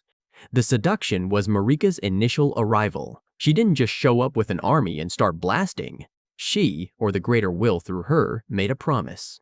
Perhaps it was a promise of unity, of a shared future where the Hornsent and their spirit worship could coexist with the burgeoning Golden Order. They were seduced by the promise of a golden age, a partnership. They were led to believe they would have a place in this new world. We see remnants of this all over the place. The architecture in the Land of Shadow shows a clear blend of Hornsent and what would become Golden Order styles, suggesting a period of cooperation, of cultural exchange. They were being brought into the fold. But it was all a lie. This was the betrayal. Once the Hornsent were pacified, once they had lowered their guard, Marika turned on them. The Golden Order could not tolerate another belief system, another source of power. Its entire philosophy is based on a singular, monolithic truth emanating from one god and one tree. The Hornsent's spirit worship, their reverence for death as a natural part of the cycle, was anathema to the Order's promise of eternal life through the Erdtree. So, they had to be eliminated. This wasn't just a war, it was a genocide, a holy war waged to purge a rival fate from existence. And who led this brutal campaign? None other than Messmer the Impaler, the figure we see sitting on a throne identical to Marika's. Her son, her loyal enforcer, the one tasked with burning everything that would not bend the knee to the Golden Order. He was the instrument of her betrayal, the living embodiment of the violence she used to seize absolute power. This is Marika's original sin. And not just a war, but a treacherous usurpation. She didn't just defeat a rival, she seduced them with false promises, integrated with them, and then slaughtered them when they were most vulnerable. She stole their land, their culture, their history, and built her golden kingdom on top of their graves. The Erdtree itself, the ultimate symbol of her divine right to rule, was planted on soil soaked in the blood of the people she betrayed. She didn't just write the history books, she burned the old ones and salted the earth so nothing new could grow. This act of violent, deceptive conquest is the rotten foundation upon which the entire age of the Erdtree is built. It's a history of lies, propped up by a divine narrative that Marika herself created to justify her reign. The Golden Order isn't just a religion, it's propaganda, a revisionist history designed to hide the brutal truth of its own origins. So, if this history was so thoroughly erased, how could anyone possibly know the truth? This is where the final, brilliant piece of the puzzle falls into place, the Cutting Gifted Tribe. Think about them for a second. In the base game, they're a bit of a mystery. We see their strange, self-mutilating rituals, their bizarre connection to the Erdtree's sap. The Golden Order viewed them as heretics, as blasphemers, and now we know why. Their heresy wasn't just some weird pagan ritual, it was the act of uncovering the forbidden truth. Their whole deal was communing directly with the spirit of the Erdtree. They wouldn't just pray to it, they would literally cut into its bark, drink its amber, and receive visions, memories from the tree itself. Imagine what the Erdtree has seen. It's not just a tree, it's a living vessel of history, a silent witness to everything that has transpired. It would remember the spirits that came before it. It would remember the Hornsent. It would remember the fire, the screams, the betrayal. The Cutting Gifted Tribe, through their intimate and invasive communion, were essentially tapping into the Erdtree's suppressed trauma. They were bypassing the Golden Order's official doctrines and accessing the raw, unfiltered memories buried deep within the tree's core.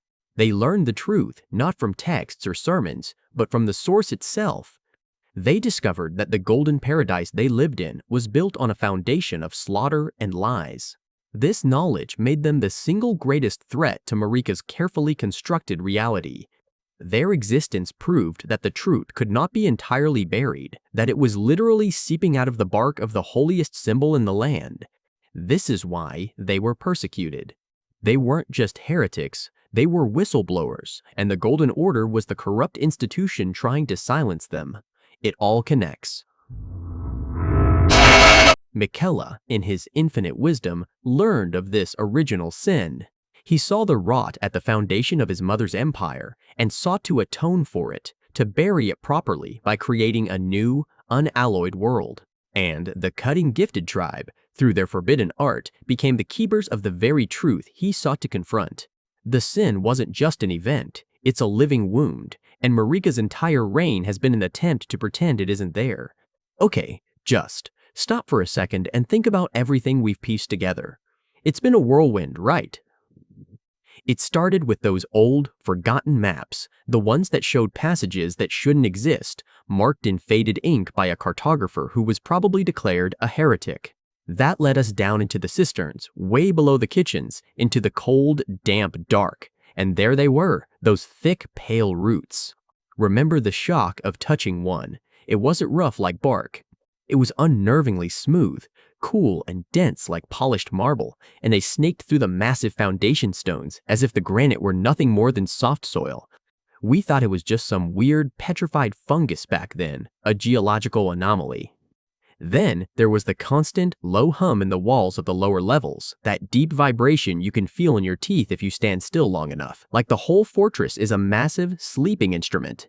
And the whispers. God, the whispers. Faint, like the wind sighing through a keyhole, but every now and then they'd resolve into something more.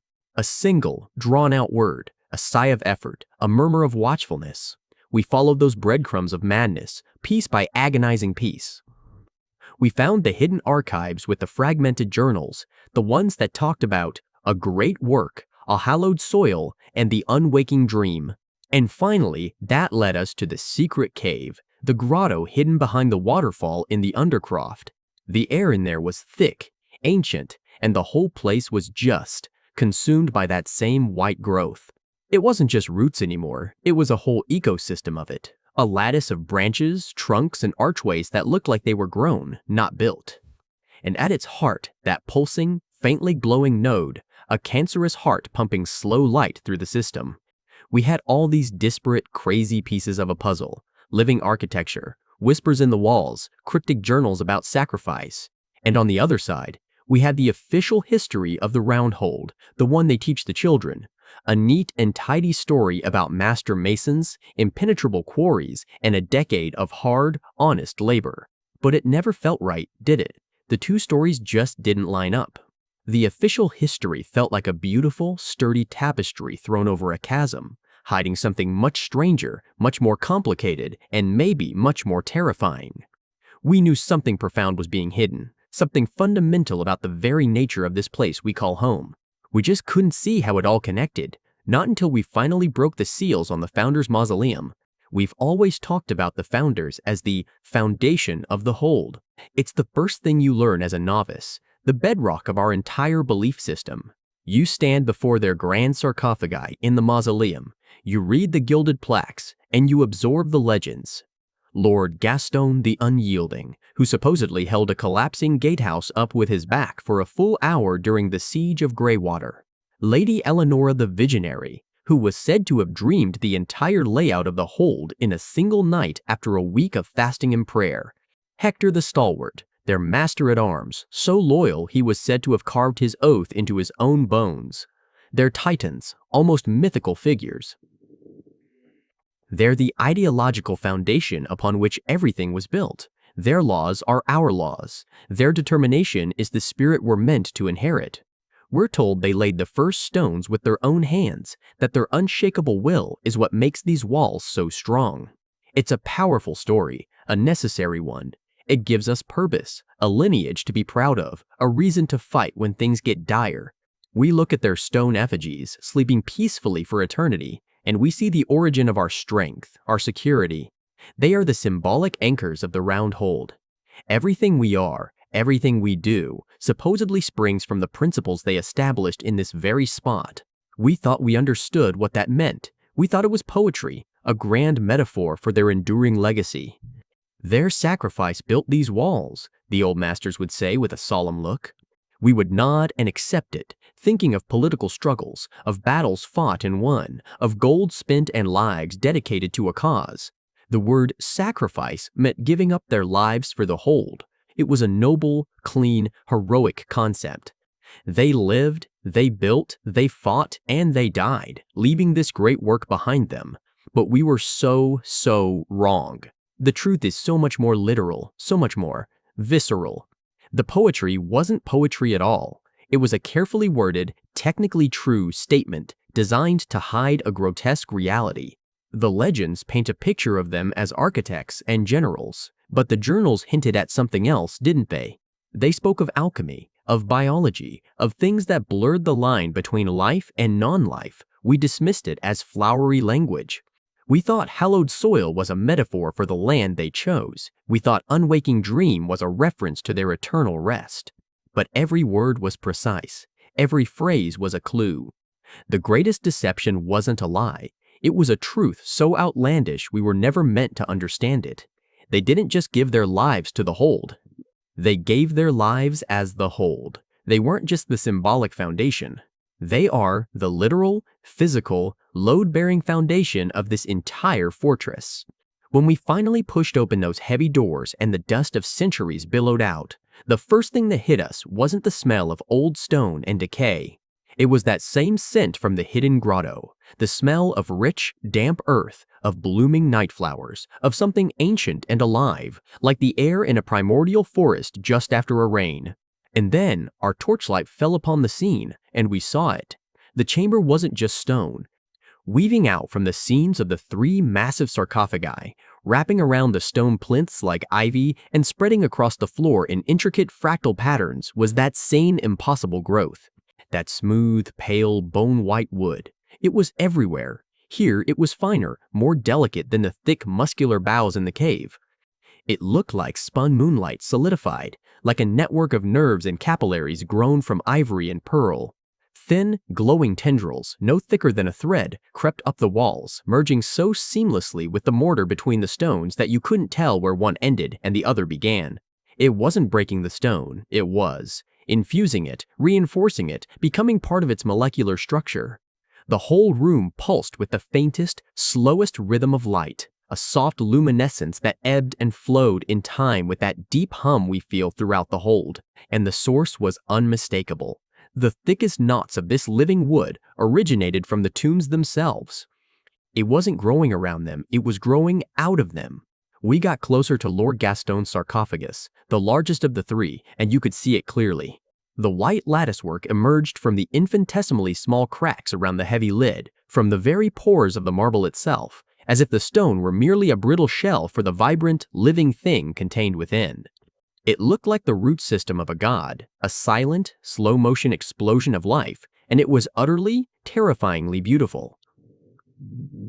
The air was thick with a palpable sense of will, of immense sleeping power. Touching it was even stranger than in the cisterns. Here, it was faintly warm, not with heat, but with a thrum of energy, like a living wire. You could feel that hum from the walls concentrated right here, a silent song of growth and endurance. There was no doubt in my mind. This was the same organism, the same entity we saw in the cave. The grotto was like a wild, untamed outgrowth, a cancerous tumor perhaps, leaking out into the world. But this was the heart. The mausoleum was the control room, the nucleus. The roots we found in the cisterns weren't invading the hold from the outside world. They were growing from its center, spreading outwards, a vast hidden circulatory and nervous system holding it all together. The entire fortress is threaded with this living wood, and its heart is right here, in the tombs of the founders. And that's when it all clicked into place. All the pieces, The maps, the roots, the whispers, the journals, the legends slam together with the force of a physical blow. It's not a series of disconnected mysteries. It's one single, terrifying, awe-inspiring story of creation. Think about it from their perspective. The founders wanted to create a sanctuary, a bastion that could never fall, a place of perfect safety in a world of chaos and war. But how do you truly do that? Stone and mortar can be broken. Sieges can wear down any wall. Human will can falter. People can be betrayed. They needed something more, something absolute, something divine. The journal spoke of a splinter of gold, a cutting from the great tree.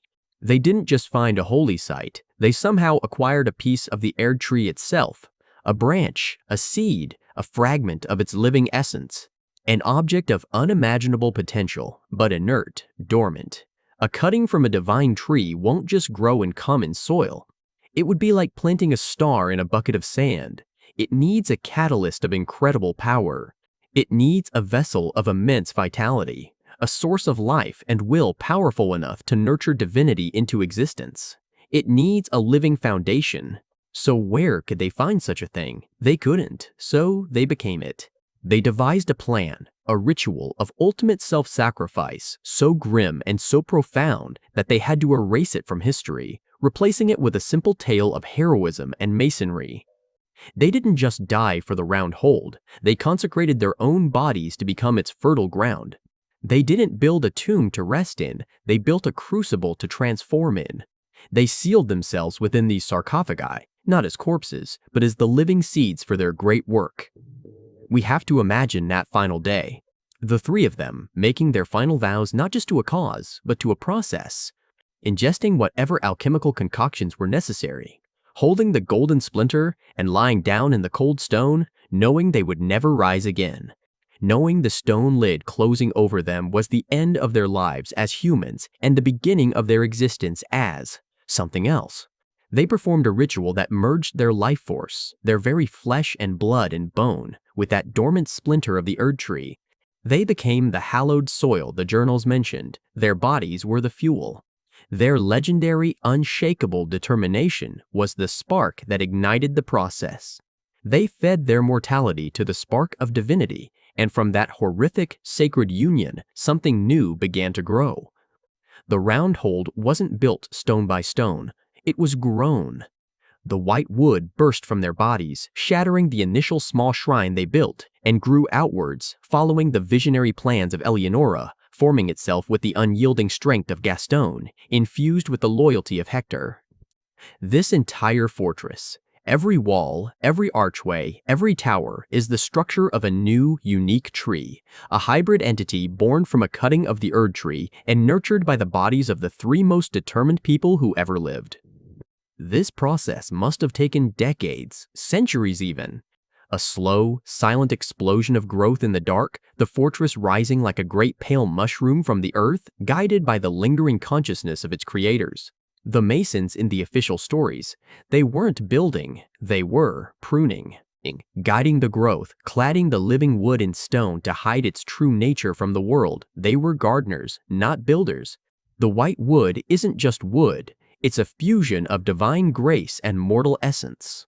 It's their flesh and bone, reformed and magnified into an unbreachable, living fortress.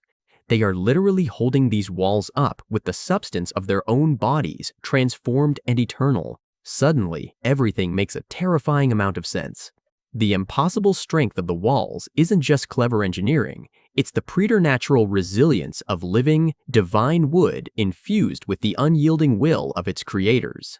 You can't simply break a wall that is actively trying to stay whole, a structure that can slowly mend its own wounds, drawing energy from the earth and the very will of its progenitors. That low hum we feel everywhere, it's the lifeblood of this place, the circulation of power and consciousness. It's the slow, deep heartbeat of the founders, still resonating through their creation after all these centuries.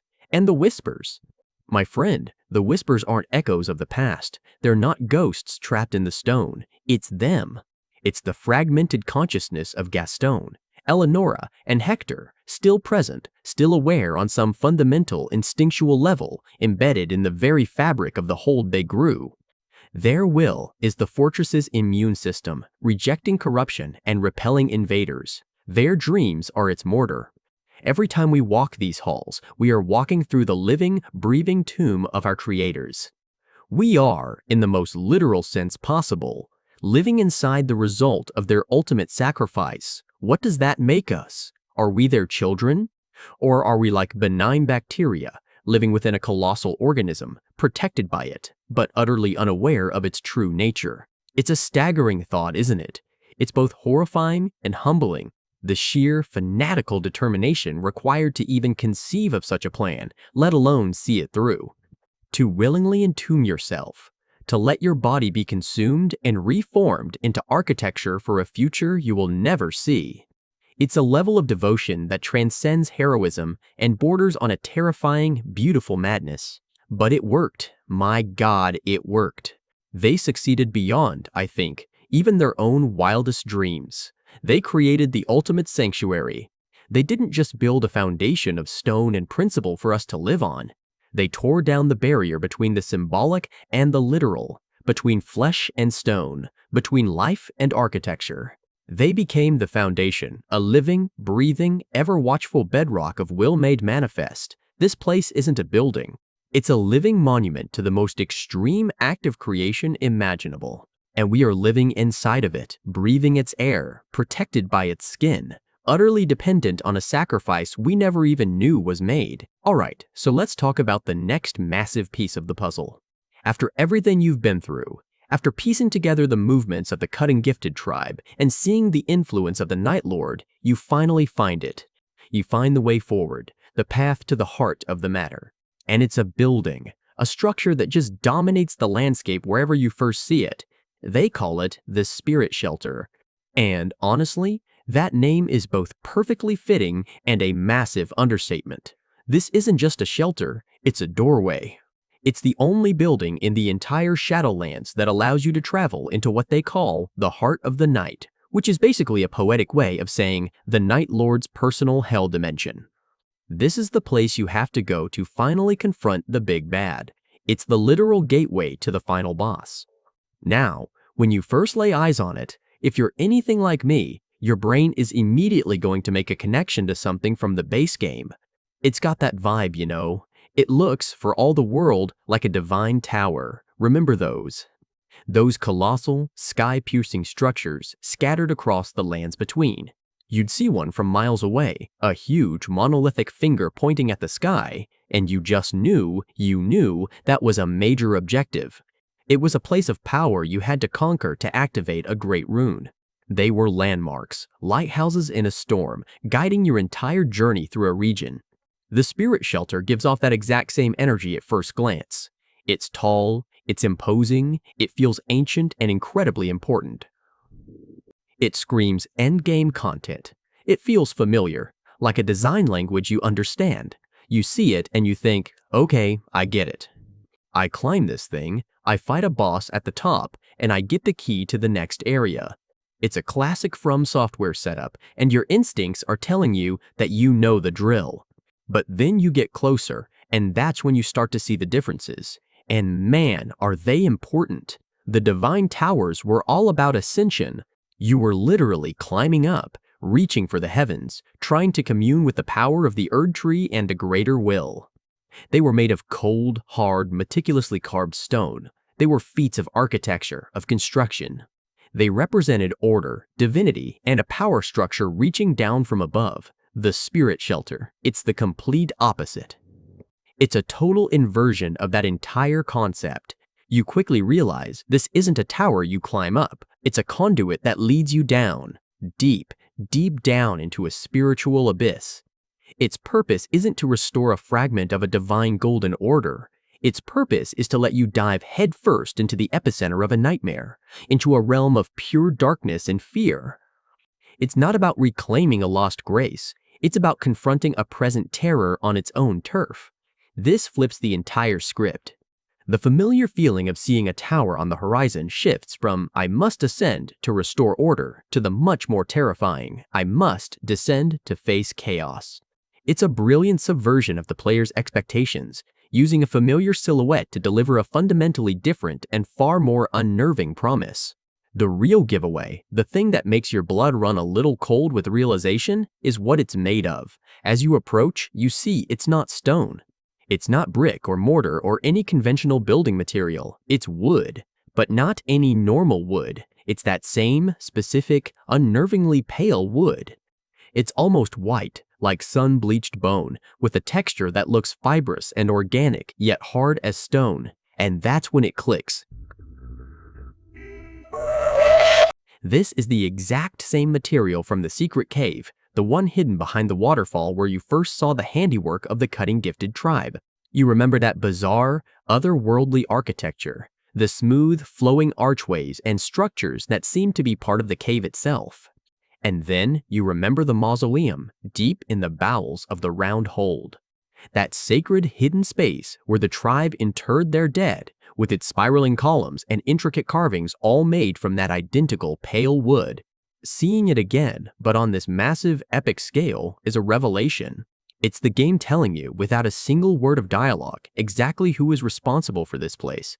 This isn't a remnant of some ancient civilization or a structure built by the Night Lord's forces. This is a creation of the cutting-gifted tribe. It's their architectural signature, their unique fingerprint on the world. The consistent design across these three incredibly significant locations, a hidden workshop, a sacred tomb, and now a gateway to the final boss, cements their identity and their central role in the story. They are the ones who mastered this strange, magical material, and they are the ones who built this path. It's a moment of pure environmental storytelling, connecting disparate parts of your journey into one cohesive thread. You realize you haven't just been stumbling around, you've been following their trail all along. This realization leads to an even bigger one.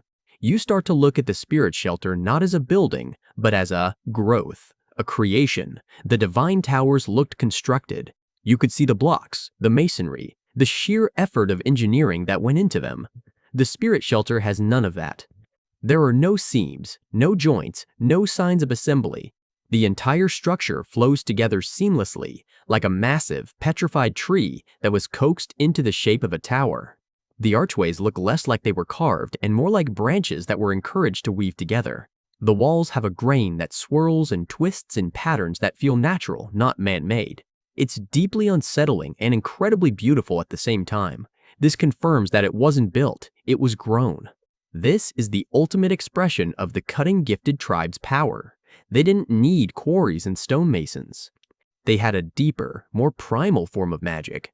They could shape the very wood of the Shadowlands, this strange pale wood, into whatever form they needed. They grew their tools, their homes, their tombs, and now their ultimate weapon. The spirit shelter is a testament to their incredible skill and their profound connection to the nature of this cursed land. They didn't just find a way to fight the Night Lord, they literally grew a path into his soul, creating a bridge for a hero to cross. It recontextualizes them from a mysterious, vanquished people into master artisans of a lost and powerful magic, whose legacy is the very tool you need to save the day.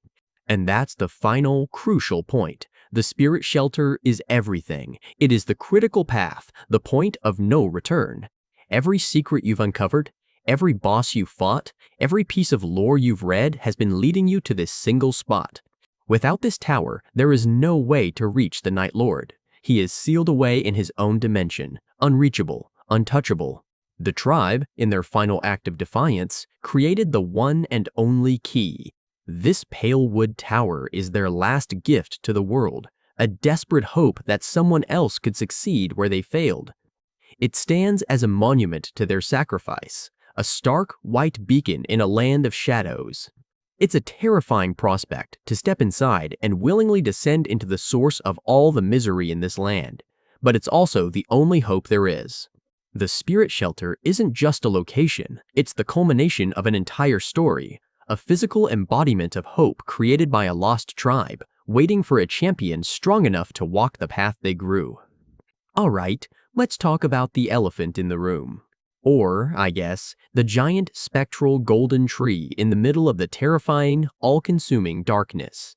For 2 nights in a row, when things were at their absolute bleakest, this thing appeared. And it wasn't just a flicker of light. On the first night, when the Nightfarers were completely surrounded, caught out in the open with nowhere to run, the darkness just suddenly stopped. It hit an invisible wall, and at the center of that miraculous bubble of safety, a tree of pure golden light bloomed into existence. It was a perfect, miniature replica of the Erdtree, shimmering with a power that felt ancient and absolute. It didn't just illuminate the darkness, it actively held it at bay. You could see the tendrils of blackness writhing and clawing at the edge of its golden aura, unable to break through. It was a literal sanctuary, appearing out of thin air, a beacon of impossible hope. Then it happened again on the second night, right when the spirit shelter was on the verge of collapsing under the assault. Same deal. A sudden eruption of warm, golden light, and the pressure just vanished. The darkness recoiled as if burned. And in that moment, I think we all had the exact same thought, didn't we? It's the Erdtree, it's Queen Marika. It's some divine grace, a final act of protection from a shattered god, reaching out across time and space to shield her last, desperate children from the encroaching void. It felt like the only possible explanation. The imagery is undeniable. It's a golden tree, the single most powerful symbol of divinity in this entire world. What else could it be? It was a beautiful, comforting thought. A sign that even with the world broken and the gods silent, some fundamental goodness, some lingering grace was still looking out for our heroes. It suggested a cosmic battle of good versus evil, and that good, for a moment, had just scored a point. But the more I thought about it, the more it just didn't sit right with me. It felt too easy, too convenient. Think about everything we know about this world. The gods aren't benevolent caretakers, not anymore. Marika is a prisoner within the very tree she represents. The greater will seems to have completely checked out, leaving the world to rot. The entire narrative is built on the foundation of a world abandoned by its gods, where mortals are left to scrabble for survival in the ruins of a forgotten age. A direct, clean, and perfectly timed miracle just doesn't fit the rules. It feels like a cheat code in a game that's famous for its punishing difficulty. Why now? Why for this specific group of people? If the Erdtree or Marika had the power to just conjure up a perfect shield of light, why didn't they do it when the capital was being sacked? Why not stop the shattering in the first place? It creates a plot hole the size of Landell. It's a beautiful image, but narratively, it's flimsy. It undermines the entire theme of mortal struggle and resilience. And that's when I stumbled across a theory, a comment left by a user named Cynical Saint, and honestly, bless that person, because their idea was like a key turning in a lock I didn't even know was there. It recontextualized everything. They suggested that the golden tree wasn't a miracle at all. It wasn't an act of God. It was a tool. A piece of technology, for lack of a better word, and the people who built it. The cutting-gifted tribe. Just let that sink in for a second. The mysterious, quiet tribe that gave the Nightfarers the spirit shelter. The ones who seemed to understand the spiritual mechanics of this world better than anyone else. The name is right there, hiding in plain sight. The cutting-gifted tribe. We assumed it was just a poetic name, maybe referring to their ability to cut through the veil of spirits or something. But what if it's literal? What if their gift, their entire discipline, is based on working with actual, physical cuttings from sacred plants? They're not just mystics, they're master horticulturists of the soul. They cultivate and grow things that blur the line between the physical and the spiritual. We've already seen them do it with the spirit shelter, which is woven from some kind of sanctified wood that repels malevolent spirits. So, what if they took that principle and applied it to the most sacred plant of all? What if, long ago, before the shattering, before the Erdtree was sealed away and its grace became a distant memory, the cutting-gifted managed to procure a sliver of it? A literal cutting. A living branch, a piece of bark, a seed, something that contained the essence of the original. And for generations, they haven't been worshiping it as a relic. They've been cultivating it, nurturing it, studying its properties not as an object of faith, but as a source of immense power. They learned how to make it grow, how to activate its latent light, how to deploy it. That golden tree isn't the Erdtree's ghost in a metaphorical sense. It's a literal, living descendant. a clone, an offshoot, grown and weaponized. This theory changes everything. It's not a miracle from a distant, uncaring god. It's the result of foresight, planning, and generations of secret knowledge from a resourceful tribe of mortals. They saw the darkness coming, and they prepared. They created a portable, deployable sanctuary, a holy hand grenade. It's a piece of practical, powerful magic. This subverts the classic fantasy trope of divine intervention and replaces it with something far more compelling, mortal ingenuity. It puts the power back into the hands of the people. They aren't just victims waiting for salvation. They are active participants in their own survival, using the broken pieces of their world to build their own shields. The golden tree isn't a gift from above. It's a tool they forged themselves from the remnants of a better time. Now, I know what you're thinking. It's a cool theory, but is there any actual proof? Oh, there is, and it's the detail that absolutely seals it for me. It's what happens on the second night. On night 1, the tree appears in the open, a standalone beacon, but on night 2, it's different. The spirit shelter is failing, the wood groaning, the protective runes flickering. The Nightfarers are about to be overwhelmed. Then, the golden light appears. But look at where and how it appears. It doesn't just manifest next to the shelter, it grows into it. The glowing, ethereal branches of the golden tree literally intertwine with the physical wooden frame of the spirit shelter. They wrap around the posts, thread through the walls, and fuse with the structure, reinforcing it with pure light. The two artifacts become one.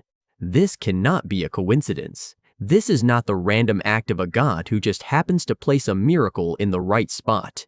This is a deliberate, designed synergy. The spirit shelter and the Erdtree cutting are two parts of the same system, created by the same hands to work in concert. The shelter provides the physical barrier, the first line of defense. The tree provides the overwhelming spiritual power, the ultimate shield, and a way to recharge and reinforce the primary structure when it's about to fail. It's a two-stage defense system. The cutting gifted tribe didn't just give the Nightfarers a shield, they gave them a shield with a deployable emergency battery pack. It's a testament to their incredible foresight and mastery. They didn't just create two powerful tools, they created an ecosystem of survival. And that brief, beautiful fusion of golden light and sanctified wood on the second night is all the proof we need. It's the ghost of the Erdtree, yes, but it's a ghost that has been tamed, trained, and given a new purpose by the very mortals it was once meant to rule. Okay, so let's tackle the biggest question, the one that's probably been nagging at you since the beginning. If the Erdtree is gone, I mean really, truly shattered and erased from existence, and Queen Marika along with it, then what in the hell is all this? How is the Roundhold still standing? How are these sights of grace still guiding you? What is this grace, this golden light, if its source has been snuffed out? It feels like a massive contradiction, right? Like you're seeing the light from a star that died millions of years ago. And honestly, that's not a bad way to think about it. You have to understand that a god, especially one as powerful and foundational as Marika, isn't just a person. She wasn't just a queen sitting on a throne. She and the Erdtree were woven into the very fabric of reality. The Golden Order wasn't just a set of rules or a religion, it was a physical law, like gravity. It dictated the nature of life, death, and everything in between. When you destroy something like that, it doesn't just vanish without a trace. It leaves a scar, an echo, a ghost in the machine of the world. The physical forms are gone, yes. The tree is dust, the goddess is a memory. But the concept of them, the sheer metaphysical weight of their existence, lingers. It's like a powerful magnetic field that remains for a while even after you switch off the current. This lingering will, this residual energy, is what we still call grace. It's the last fading whisper of a command that once shook the heavens. It no longer has a conscious mind directing it, no grand plan it's trying to enact. It's more like inertia, a cosmic habit. The world still trying to follow the rules of a game whose creator has long since left the table. So, Marika and the Erdtree are gone, but their shadow is long, and it's in that shadow that we're all now living. This is where the Roundhold and the Sights of Grace come into play. Think of that lingering grace as a faint, ambient light filling a vast, dark cavern. On its own, it's too diffuse to be of any real use. You can barely see your hand in front of your face. But what if you had a series of lenses scattered throughout the cavern that could gather and focus that faint light into usable beams? That's what the sights of grace are. They are focal points, anchors in reality that draw in the fading, directionless power of the old order and give it a semblance of form. They are the lighthouses in the encroaching fog. When you rest at one, you're not just taking a breather, you're connecting to this network, this web of fading light. The guidance they offer isn't an active intelligence telling you where to go. It's more like following a current. The grace naturally flows towards places of significance, towards other concentrations of power, or towards the path of least resistance in fulfilling its final, vestigial purpose. And the round hold. That's the grand central station. It's the ultimate collector, a massive construct designed to gather as much of this residual grace as possible and concentrate it into one stable, coherent location. It's a sanctuary powered by a ghost, a fortress held together by a memory. Without this network of grace, the hold would simply collapse, its borrowed power dissipating back into the ether. It's the only reason the Nightfarers have a home, the only reason there's any safe harbor left at all.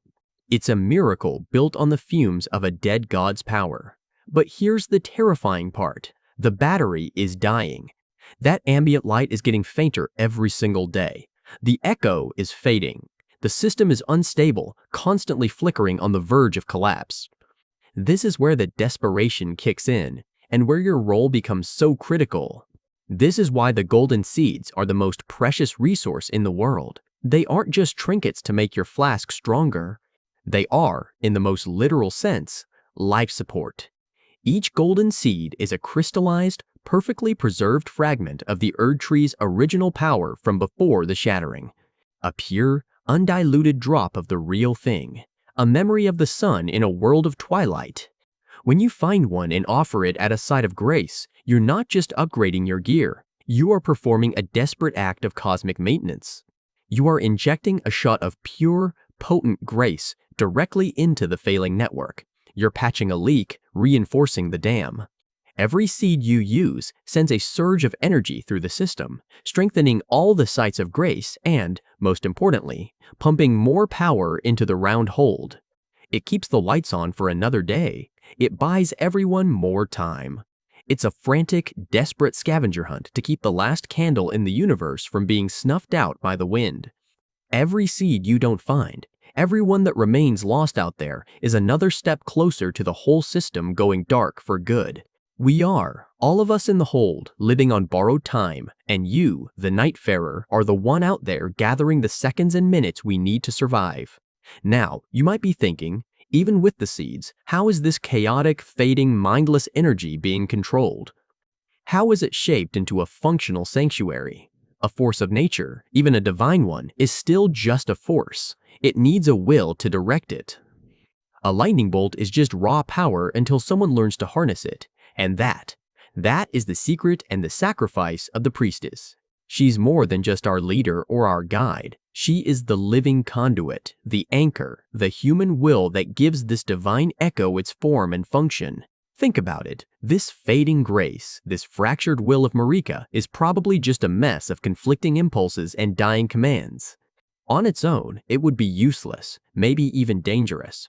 The priestess, through some ritual or innate ability we don't fully understand, has bound that lingering consciousness to her own. She has become a host for the last vestiges of Marika's will. It's a terrifying, beautiful, and profoundly dangerous symbiosis. She provides the focus, the direction, the consciousness that the grace now lacks. In return, the grace provides the raw power she needs to maintain the round hold and guide the Nightfarers. She translates the dying whispers of a god into actionable intelligence. She filters the raw, chaotic power into something stable and protective. But can you imagine the cost? The sheer mental and spiritual strain of acting as the vessel for the remnants of a shattered god.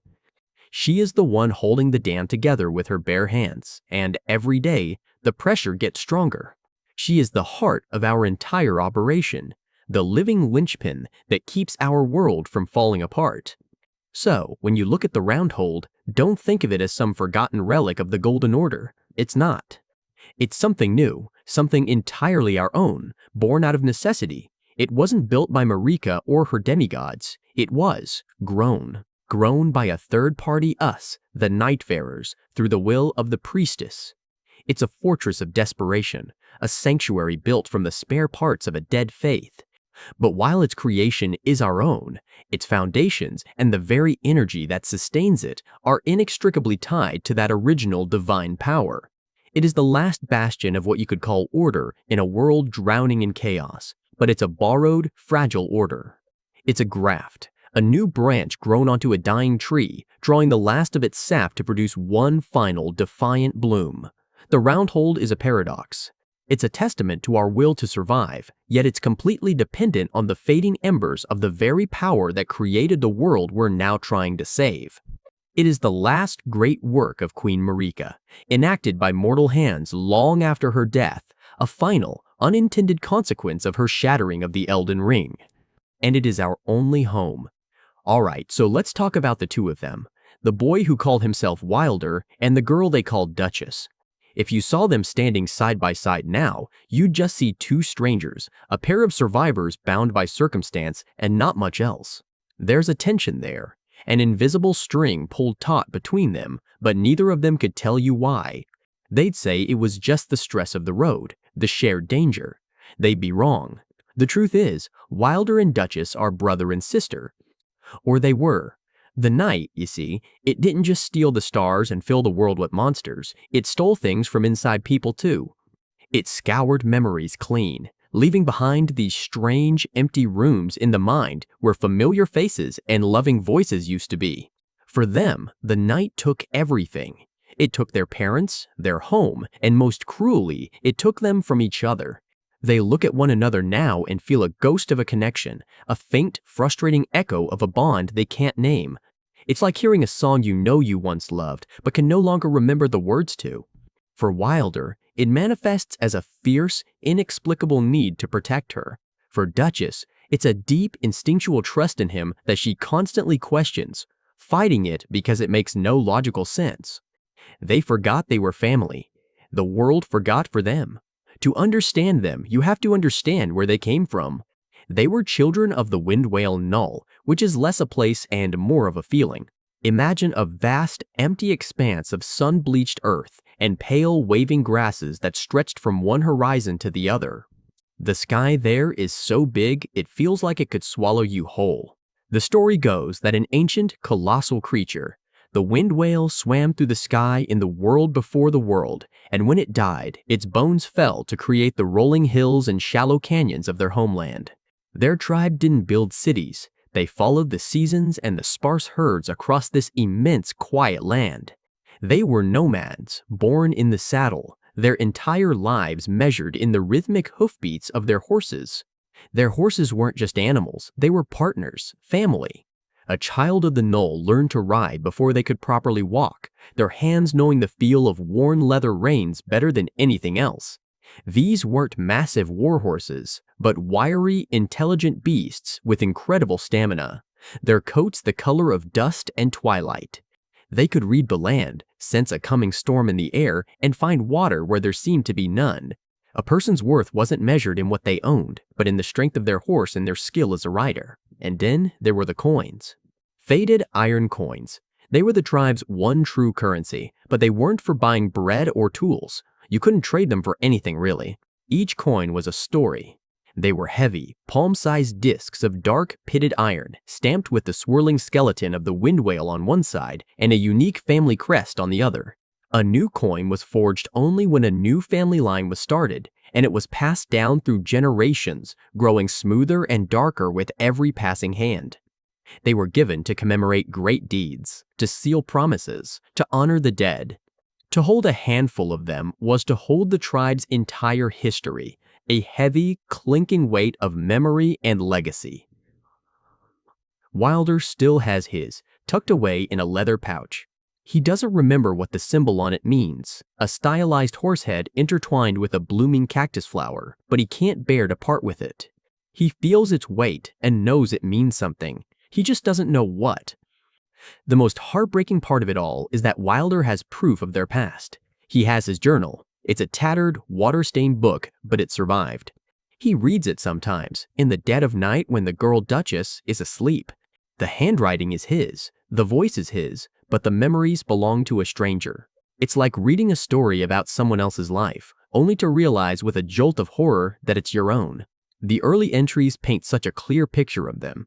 Entry 14, the wind tried to steal my hat again today. Duita chased it down for me. She's faster than anyone, even on her own 2 feet. She laughed so hard when she brought it back, her face all red from running. She calls me Wild Man when she thinks no one can hear, said my hair looks like a bird's nest, a storm blew through. I told her her hair looks like spun moonlight. She punched my arm, but she wasn't really mad. He reads the name Duita and feels nothing. It's just letters on a page. But he can almost hear the laughter, can almost feel the phantom sting on his arm. He looks over at the sleeping girl, her silver white hair catching the faint light, spun moonlight. The words feel right, but the connection is gone. Another entry, a few years later, entry 57, Father gave me my first coin today. It's heavy. He said it represents our family's journey. All the miles we've ridden, all the suns we've seen rise and set. Duita already has hers. She says hers is better because it's older. We held them up to the sun together. Mine is still dark and rough, but hers is worn so smooth in the middle you can barely see the whale's eye. She promised that one day, when we're old and have children of our own, we'll press our coins together and tell them the story of our family. She made me swear on it. I hope we have good stories to tell. He traces the coin in his pouch, the one he can't remember receiving. He thinks of promises, of a future that never happened, of children who will never be born to hear stories he can no longer tell. The journal is a map to a buried treasure he can never dig up. It shows him everything he's lost, a constant, brutal reminder of the gaping hole in his soul. The entries get darker as they get closer to the end of the book, closer to the night. The tone shifts from the simple joys of a nomadic life to a creeping sense of dread. Entry 98, the elders are worried. The Skywatchers say the stars are moving wrong, that there's a shadow growing in the dark places between them. The horses are spooked, they won't settle at night. Duita isn't scared. She says as long as we have each other and our horses, we can outrun anything. She sharpened her hunting knife last night, sitting by the fire. The light made her eyes look like silver coins. She told me, no matter what happens, Wilder, you ride. You don't look back, you just ride. That's the last full entry. After that, there are just a few frantic, smeared words. It's here. The sky is falling. Duita. The rest is just an ink stain, a black blot where the end of their world began. He remembers the command. That's the strangest part of the whole damn thing. The night took her face, her voice, her name. It took the feeling of her hand in his, the shared jokes, the quiet companionship of 1,000 nights spent under the same open sky. It took all of it, but it left the order. It left her final words seared into his mind like a brand. He could not remember her name, but he always remembered these parting words. No matter what happens, Wilder, you ride. You don't look back. You just ride. And so he did. He rode until his horse collapsed, until his throat was raw from dust and screaming a name he couldn't recall. He rode right out of his own life, leaving his sister behind in the darkness, a stranger he would one day meet again and never even know. All right, so let's talk about the Duchess. When you first meet her, she's all sharp angles and sharper words, right? She carries herself with this incredible, almost intimidating, aristocratic grace.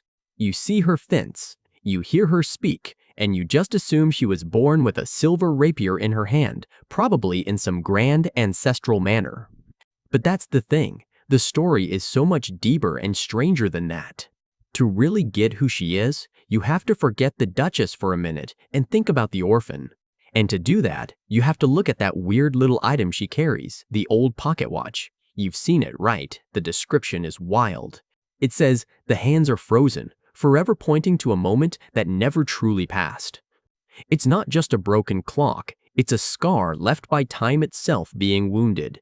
This watch is the key to everything. It's the first chapter of her life, and it tells a story of a love so fierce it literally broke the rules of reality. Her story begins with her mother, a woman who, from all accounts, was brilliant, fearless, and probably a little reckless. She was an explorer, a scholar of the arcane, one of those people who saw the encroaching night not as a terror to be feared, but as a phenomenon to be understood. She dedicated her life to studying its strange properties, charting its boundaries, and trying to decipher its mysteries. And it was during one of her expeditions deep into a region saturated with the night's influence that the unthinkable happened.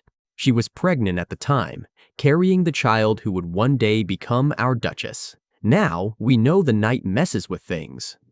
It corrupts, it mutates, it twists the land. But one of its most insidious properties is its effect on time. In areas where its concentration is thickest, it creates a kind of temporal stasis. It's not that time stops in the way a clock might. It's more like reality gets caught on a single, repeating heartbeat. The dust motes hang in the air, the wind ceases to blow, and anything caught within it is frozen, locked in a single moment for what could be an eternity. This is what happened to the Duchess's mother. The stasis field washed over her, and her world, her body, her very biological processes just stopped. Imagine the horror of that. She was trapped, conscious in some strange timeless way, but unable to move, unable to age, unable to even draw a breath. And inside her, her unborn daughter was trapped in the same state. The pregnancy was halted mid-term. The child was no longer developing, but she wasn't dying either. She was simply held, locked in a state of perpetual becoming, a life promised but never delivered. This is the moment that the old pocket watch is eternally stuck on. It was in her mother's pocket when the stasis hit, and its delicate gears were frozen just as her heart was. It became a perfect, physical record of that temporal prison, for who knows how long they remained like that, a silent monument to a life interrupted. But her mother was a fighter. Trapped in that silent, timeless void, she fought back with the only thing she had left, her will and her life force. She couldn't break the stasis field itself. It was too vast, too powerful. But maybe, just maybe, she could create a tiny exception. A bubble within the stasis just big enough for one life to move forward. This is where the sacrifice comes in. It was an act of impossible maternal love. She began to unravel her own life energy, her own temporal existence, and pour it all into her unborn child. She effectively erased herself from time to give her daughter a future. She pushed, with all of her remaining essence, against the crushing weight of the night, forcing time to move again, but only for the baby. The pregnancy resumed.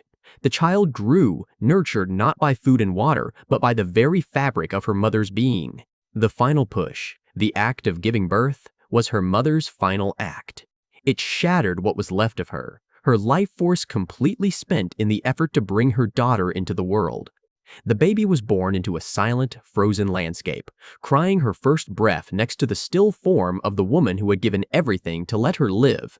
And that's where the item description for the watch delivers its most haunting line, explaining that as the mother faded from existence, the curse of night lived on in both the orphan and in this keepsake. The curse. It's a heavy word, but it's accurate.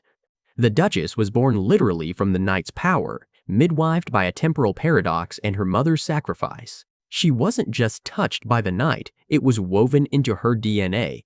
It was in her blood, her bones, her soul. The stasis she endured in the womb, the arcane energy that fueled her development. The pocket watch, lying nearby, absorbed the echoes of this event, its frozen hands a constant reminder of the price of her life. The curse lived in the orphan as an innate, supernatural connection, and in the keepsake as a physical scar on time. This is where the second part of her life begins, the part that explains the woman we see today. She was found, a newborn alone in a land of frozen stillness, by the Viscount. He wasn't just some random nobleman out for a ride. He was a contemporary of her mother, perhaps a colleague or even a rival in the study of the arcane. He knew who she was, and more importantly, he knew what she was. He saw the circumstances of her birth not as a tragedy, but as a sign. A prophecy fulfilled. He took the child in, named her, and raised her as his own stepdaughter. And this is where the theme of nature versus nurture becomes so incredibly important to her story. Her nature was the raw, untamed power of the night flowing through her veins, As a child, she probably had strange abilities she couldn't explain. Maybe she could see in perfect darkness or move without making a sound. Perhaps shadows bent towards her, or she had an intuitive understanding of the night's creatures. This was the curse, a wild, dangerous power that could have easily consumed her. But the Viscount provided the nurture, and his nurturing was intense. He didn't raise a daughter, he forged a priestess. He subjected her to the most rigorous aristocratic training imaginable. This wasn't about making her a proper lady to be married off for a political alliance. This was about giving her the structure, the discipline, and the ironclad will to control the chaos inside her. Every lesson in fencing wasn't just about swordsmanship, it was about discipline, precision, and controlling her body and mind under pressure. Every lesson in courtly etiquette wasn't about being polite, it was about mastering emotional control, learning to wear a mask, and manipulating social structures to her advantage. Her studies in history, strategy, and diplomacy were designed to give her a keen, analytical mind capable of understanding power and wielding it effectively. He was polishing a living weapon. He took the raw, untamed magic of her birth, her nature, and encased it in a perfectly crafted shell of aristocratic breeding and military discipline. Her nurture. He knew that power without control was just destruction, but control without power was useless. The Duchess needed both. She needed the refined bearing of a noble to command respect and move through the world of mortals, and she needed the primal connection to the night to fulfill her true purpose. Everything about her upbringing was preparation. The Viscount saw her destiny from the moment he found her. He knew this child, born of a temporal paradox and a mother's sacrifice, was uniquely positioned to be a bridge between the world of man and the world of the night. She was the only one who could truly understand it, and perhaps the only one who could one day control it or stand against it. Her entire life has been a carefully orchestrated training arc for a role she was born to play. So when you look at the Duchess now, you're not just seeing the stepdaughter of a Viscount, you're seeing a perfect, terrifying synthesis. She's the product of a mother's impossible sacrifice and a stepfather's relentless ambition. She is a curse and a blessing, a creature of nature and a product of nurture. Her elegance is a cage for her power. Her cold demeanor is a shield forged in a lonely, demanding childhood. She is the orphan of the night, dressed in the silks of the aristocracy, carrying a broken watch that tells the story of how time itself had to bend for her to even exist. She wasn't just raised to be a duchess, she was raised to be a priestess, a queen, or a reckoning. Her destiny was written in the moment her mother's life ended and hers began, and every day since has just been a step towards claiming it. Okay, so we finally get to the heart of it, right? We finally understand Wilder. We've seen this stoic, silent mountain of a man, this engine of destruction, and we've wondered what could possibly create someone so broken, so empty. The answer, my friend, was tucked away in that leather-bound journal, in the chapter simply titled, The Longest Nights. And it's worse than any of us could have imagined. It didn't start with blood. That's the truly insidious part. It started with the sky. According to his journal, a perpetual twilight fell over their ancestral valley. The sun became a pale, sickly disk that gave no warmth, and the nights stretched on forever, deep and starless and suffocating. He writes about a cold that wasn't just in the air, a cold that seeped into the stone, into the wood of their longhouse, into their very bones. A damp, clinging chill that no fire could ever truly banish. This is where he scrawled that one chilling line that explains everything. A long night persists, driving his clansfolk to madness. It wasn't a metaphor. It was a literal, creeping plague on their minds. Imagine being trapped in that. Weeks, then months of this unending gloom. The hunters would come back empty-handed, the game having fled the oppressive dark. The elders, who relied on the sun and stars to mark the seasons, grew disoriented and fearful. People stopped talking, then they started whispering. Paranoia became the air they breathed. Old slights and forgotten rivalries began to fester in the gloom. A stolen tool, a harsh word from a decade ago, these things became capital offenses. Wilder writes about seeing his own people, men and women he'd known his entire life, looking at each other with suspicion, their eyes wide and feral in the flickering torchlight. They started having waking nightmares, seeing shadows move in their peripheral vision, hearing voices on the wind that whispered of betrayal. The community, the very thing that defined them as a clan, was rotting from the inside out. He, being younger and stronger, seemed more resistant, but he watched, helpless, as his world unraveled. He tried to be the voice of reason, the steady hand of the chieftain's son, but it was like trying to calm a tsunami with a bucket. And then came the night it all broke. It wasn't a coordinated attack or a ritual sacrifice. It was spontaneous, horrific combustion. It started with a scream from one of the huts, a husband accusing his wife of hoarding food, of poisoning him with her whispers. A knife was drawn. Blood was spilled. And that single act of violence was the spark that lit the fuse. The madness, which had been simmering for months, boiled over. It was a frenzy. Neighbor turned on neighbor, brother on brother. It wasn't a battle, it was a slaughterhouse. And Wilder was right in the middle of it. Can you even picture the horror? These aren't faceless enemies. This is his aunt, charging at him with a sharpened wood axe, her face a mask of rabid fury. This is his childhood friend, trying to gouge out his eyes with his bare hands, babbling nonsense about the whispering dark. Every face was a memory. Every blow he was forced to parry or deliver was a betrayal of everything he'd ever known. He wasn't fighting for victory. He was just fighting to survive the next second.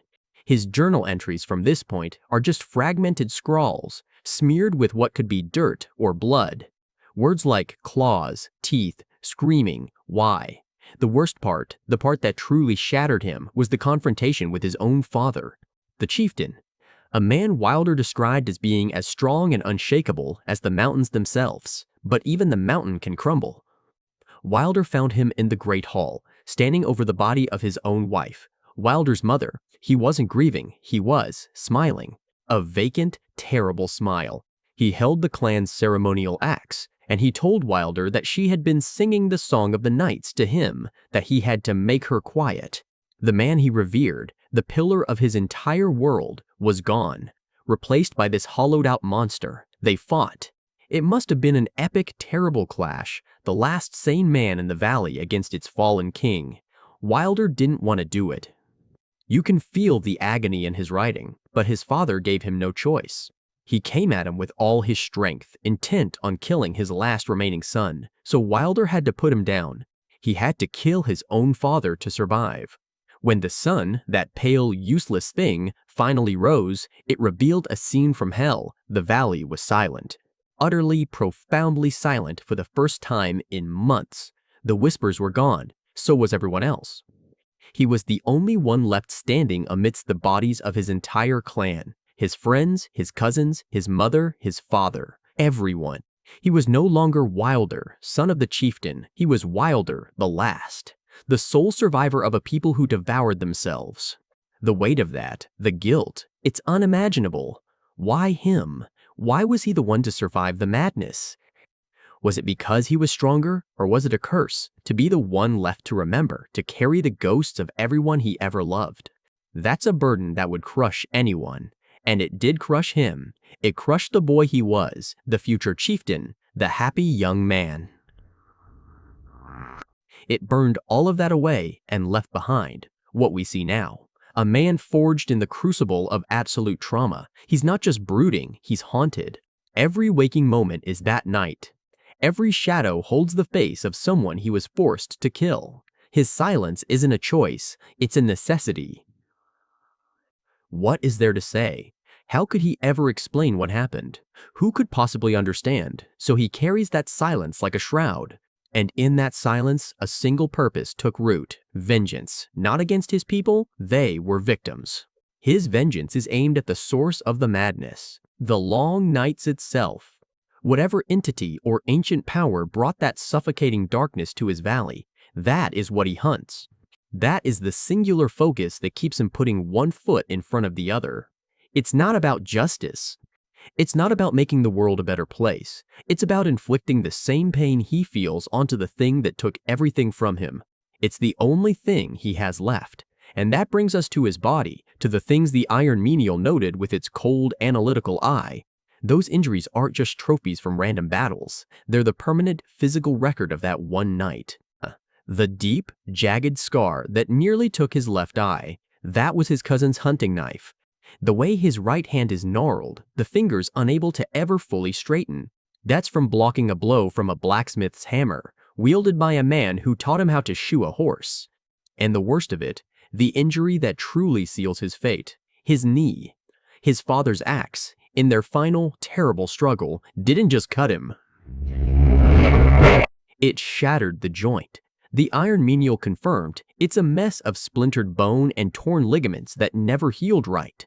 He walks with a limp, he tries to hide, and he is in constant grinding pain. Think about what that means. He can never run, he can never be quick. In a world of warriors, he is permanently hampered.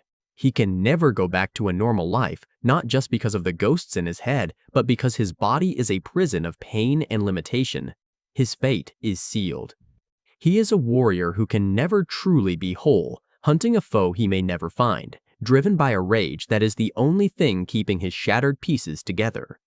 He can't win. He can't find peace. All he can do is walk his bloody path until the pain, either from his memories or his body, finally overwhelms him. He's not just a tragic hero. He's a dead man walking, and the only question is what he'll destroy before he finally falls. So, here we are. The end of the road, or maybe just the beginning of a much worse one. You know that feeling when you're standing on a cliff edge and the only two options are to jump or let the thing behind you catch up. That's where they were, Wilder and his sister, the Duchess, trapped in the quiet, suffocating stillness before the final storm. The central conflict, the one that had been humming beneath the surface of their entire journey, was now screaming in their faces. It wasn't about defeating some ancient evil anymore or fulfilling a grand prophecy. It had boiled down to something much simpler and infinitely more painful, the mission or each other. Their grand destiny, the one they'd bled for, was now demanding one of them as the final price. And neither of them was willing to let the other pay it. It was a stalemate of love, a perfect, tragic deadlock where the only winning move was to sacrifice yourself and the only thing your opponent wanted was to stop you. The Duchess, you have to understand, was always the planner. She saw the world as a complex machine, and if you just found the right lever, you could fix anything. Her plan to save Wilder was just like her, intricate, clever, and rooted in a deep, almost forgotten magic. She intended to use a little thing called a faded iron coin. Now, this wasn't just some spare change she found in a dusty corner. This coin was ancient, blessed by the first saints, and it held a singular, powerful purpose to transfer a burden. Not just any burden, but a metaphysical one. A curse, a wound of the soul, a fate. The coin had been entrusted to the Iron Menial, that hulking, silent automaton that had followed her since she'd first claimed her title. The Menial was more than a bodyguard. It was a vessel, a being of forged iron and bound spirits, incapable of feeling pain or true death. Her plan was, on paper, brilliant. At the critical moment, when the killing blow meant for Wilder was about to land, or when the curse finally came to claim his soul, she would activate the coin. It would act as a conduit, a spiritual siphon. The menial, loyal, and unfeeling would take the full force of the blow. Wilder's fate would be rewritten onto the menial's iron shell. He would live, and the automaton would simply cease. It was a clean solution.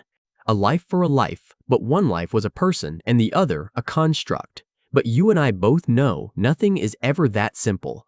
The cost wasn't the menial. The cost was her. To power the coin, to force destiny itself to look away for a single, crucial second, required an immense sacrifice of her own life force. She would have to pour a piece of her soul into the working, essentially trading a part of her own future to buy him his. She wouldn't die, not outright, but she would be diminished. The light that made her the Duchess, the very power that held the round hold together, would be irrevocably dimmed.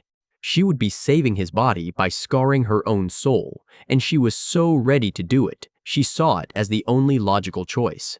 He was the sword, the one who could actually win the fight. She was the shield, and what is a shield for if not to break for the one it protects? She'd rehearsed the incantation in her mind 1,000 times, her fingers tracing the coin's worn surface in her pocket.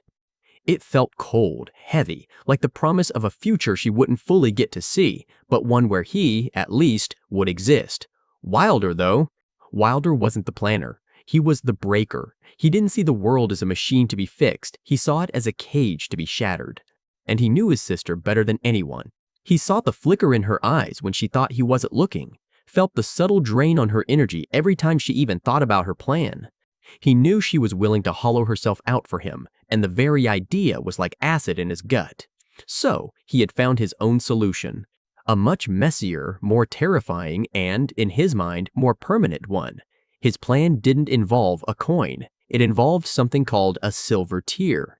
Think of it as the crystallized sorrow of a dead god, a relic of such profound power and despair that it could literally rewrite the rules of reality. And Wilder planned to use it to become the new Night Lord. You see, the Duchess wasn't just a duchess. She was a priestess, a warden, bound by an ancient pact to the Round Hold. The Hold was both her fortress and her prison. Its power was her power, but its curse was her curse. She could never truly be free. As long as the Night Lord, the ancient, shadowy entity chained in the Hold's heart, existed, a priestess had to be bound to it as its jailer. It was a generational sacrifice. But Wilder had found a loophole, a terrible, brilliant, insane loophole. He'd found it on a torn-out paper scrap, tucked away in a forbidden tome he should never have opened. The script was frantic, the ink faded, but the words were clear. To emancipate the priestess from the Hold's bond, the vessel of the Night Lord must be willingly broken, and a new one, of the priestess's own blood, must take its place. It was a ritual of substitution, a way to free the jailer by becoming the new prisoner. If he used the silver tear to absorb the Night Lord's essence, to take that darkness into himself, he would become the new anchor for the curse. The pact binding his sister to the Hold would be broken because the entity she was bound to would, in essence, no longer exist. It would be inside him. She would be free. Truly, finally free to leave, to live, to be something other than a glorified warden. The cost, of course, was him. Everything that made him Wilder, his fire, his laugh, his humanity, would be consumed. He would become a monster, a creature of shadow and sorrow, chained to the same place he was trying to free her from. He would save her by damning himself for eternity. He saw it as the ultimate act of protection, the only way to truly sever the chains that had bound his family for centuries. He would take on the darkness so she could finally walk in the light. It was an exchange he was more than willing to make. He was already a killer, a man stained by violence. What was one more stain if it meant she could be clean? This wasn't a choice to him, it was a duty. The final duty of a brother who loved his sister more than his own soul. And so, in the heavy silence of their chambers, they prepared for the end, each secretly plotting to save the other.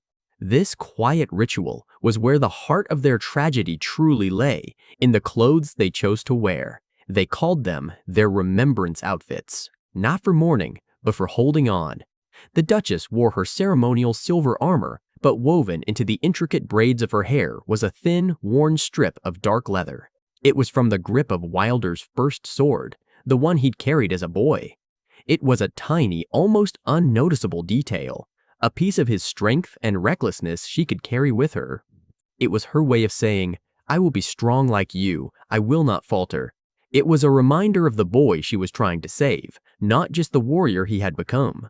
Wilder, in turn, dressed in his stark, functional battle gear, but clutched in his gauntleted hand, and later slipped into a small pouch over his heart, was a single, smooth, gray stone.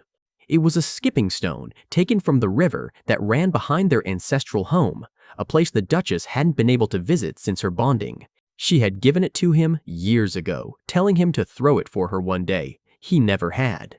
He kept it as a piece of her, a symbol of the peace and freedom he was fighting to give back to her. It was his promise, "I will bring you home. I will take you back to the river." His token was a piece of her past, and hers was a piece of his. Each wore a symbol of what the other was about to lose for them. It was a silent, heartbreaking conversation happening in leather and stone, a testament to their mutual protection, their shared history, and the awful, beautiful love that was about to tear them apart. They were two people walking to their own executions, each convinced they were sating the other, never realizing they were simply walking side by side toward the same shared oblivion. All right, let's talk about one of the most tragic and fascinating figures you'll ever come across, the Executor. On the surface, he's this absolute terror, right? A hulking knight encased in this strange, almost organic-looking armor, moving with a purpose that feels both relentless and deeply sorrowful. But the real story, the one that explains why he is the way he is a gut punch. It's a story about a man so broken that his very identity shattered into pieces. First, you have to understand the armor. It's not just a suit he puts on in the morning, it's fused to his body. Think about that for a second. The cold, unyielding steel is his skin now. It's a permanent prison, a constant, crushing reminder of a life he can no longer escape. This isn't just a physical state. It's the perfect metaphor for his entire existence. He is trapped within the shell of his past, a past that defines his every waking moment. This fusion of man and metal is the first clue that we're dealing with something far more complex than just a powerful warrior. It points to a singular, cataclysmic event that was so profound it literally reshaped his body and, as we'll see, his soul. To get to the heart of it, you have to rewind. Before he was the Executor, he was a crucible knight. Not just any knight, but one of the elite, a living instrument of his order's will, sworn to unquestioning loyalty. These guys were the pinnacle of martial prowess, infused with aspects of the primordial crucible, making them more than human. And his order gave him a mission. He was to travel to the distant land of reeds, a place known for its unique culture of honor and artistry, and he was to execute a specific target. Now, who do you think this high and mighty warrior was sent to kill? A rival warlord, a dangerous sorcerer. Nope, his target was a painter, just an artist, a man whose only weapon was a brush. The knight, a creature of pure discipline and violence, traveled all that way to a foreign land to extinguish a life dedicated to creating beauty. We don't know why the painter was marked for death. Maybe his art was considered heretical, or maybe he depicted something that powerful people wanted to remain unseen. The reason is lost to time, but the knight didn't question it. He was a weapon, and a weapon does not ask why. It simply strikes. He found the painter easily enough. The man was by a cliffside, overlooking the sea, his canvas capturing the spray of the waves and the light of the setting sun. The knight approached, his heavy armor a stark, brutal contrast to the serene landscape. He drew his greatsword, its edge humming with power, ready to complete his mission as he had countless times before. But then, something happened. He stopped. He hesitated. For the first time in his life, the weapon questioned its purpose. What was it that gave him pause? Maybe it was the sheer, unadulterated beauty of the painting. He, a man who only understood the art of destruction, was suddenly confronted with the profound power of creation. Or perhaps it was the painter himself. The man didn't scream or beg. He just looked at the knight, a deep sadness in his eyes, and then turned back to his canvas, adding one final defiant brushstroke. In that moment, the knight didn't see a target. He saw a man preserving a fleeting moment of beauty against the encroaching darkness. He saw a soul that resonated with a part of himself he never knew existed, a hidden, artistic sensibility buried under layers of duty and steel. The sword in his hand suddenly felt impossibly heavy. The will to strike was gone, replaced by a wave of profound conflict and a strange sense of kinship. But his hesitation was a fatal mistake. As he stood there, frozen by his own conscience, another figure emerged from the shadows, a second crucible knight. His order, it seems, had no room for doubt. This second knight was a contingency, a ruthless enforcer sent to ensure the mission's completion. With no hesitation, no flicker of emotion, the second knight lunged forward and cut the painter down. The painter fell, his blood splattering across the unfinished canvas, mixing with the vibrant colors of the sunset he was trying to capture. It was a grotesque, tragic masterpiece. The first knight could only watch, horrified. The sight broke something deep inside him. The shock morphed into a white-hot, uncontrollable rage. This wasn't just anger at his fellow knight. It was a primal scream against his order, against the blind obedience that led to this, and most of all, against himself for hesitating, for failing to act, for being the catalyst for this senseless destruction. He turned on the second night. It wasn't a duel, it was a slaughter. He fought with a berserker's fury, all discipline and training replaced by raw, grieving power. When it was over, and the second knight lay dead, the rage evaporated, leaving behind a vacuum filled with crushing, absolute guilt. He looked at the dead painter, the ruined artwork, and the katana that had fallen from the artist's side, a weapon for self-defense that was never drawn. He saw it as the only path to atonement. He picked up the foreign blade, a symbol of the world he had just destroyed, and in a final act of self-loathing, plunged it into his own gut, performing the ritual seppuku of the land he had invaded. He was trying to kill the Crucible Knight to execute the Executioner, but he didn't die. The combination of the Crucible's primordial life force in his veins, the immense trauma, and the sheer force of his will to punish himself created something new. He awoke, the armor now a part of his flesh and the painter's katana fused into the wound. This is the birth of the Executor, and this is where the central mystery begins. Is he now two souls trapped in a single body? Is the ghost of the painter now a passenger, forever bound to his killer? There are hints of this. Sometimes the Executor's movements are fluid, almost graceful, like a painter's stroke, before snapping back to the rigid, violent motions of a knight. It suggests an internal war, two identities vying for control. Or is it something more psychological, something more tragically human? Is this a profound case of dissociative identity disorder, born from a trauma so severe that his mind fractured? The Executor personality is the remnants of the Crucible Knight. Cold, relentless, driven by a twisted sense of duty to execute those he deems guilty, perhaps as a way of projecting his own self-hatred. But beneath that, there's the other personality, the original man, now a tormented, guilt-ridden soul who embodies the spirit of the artist he failed to save. He's not possessed by a ghost, he's haunted by the ghost of who he could have been. The ambiguity is the point. We're not meant to know for sure.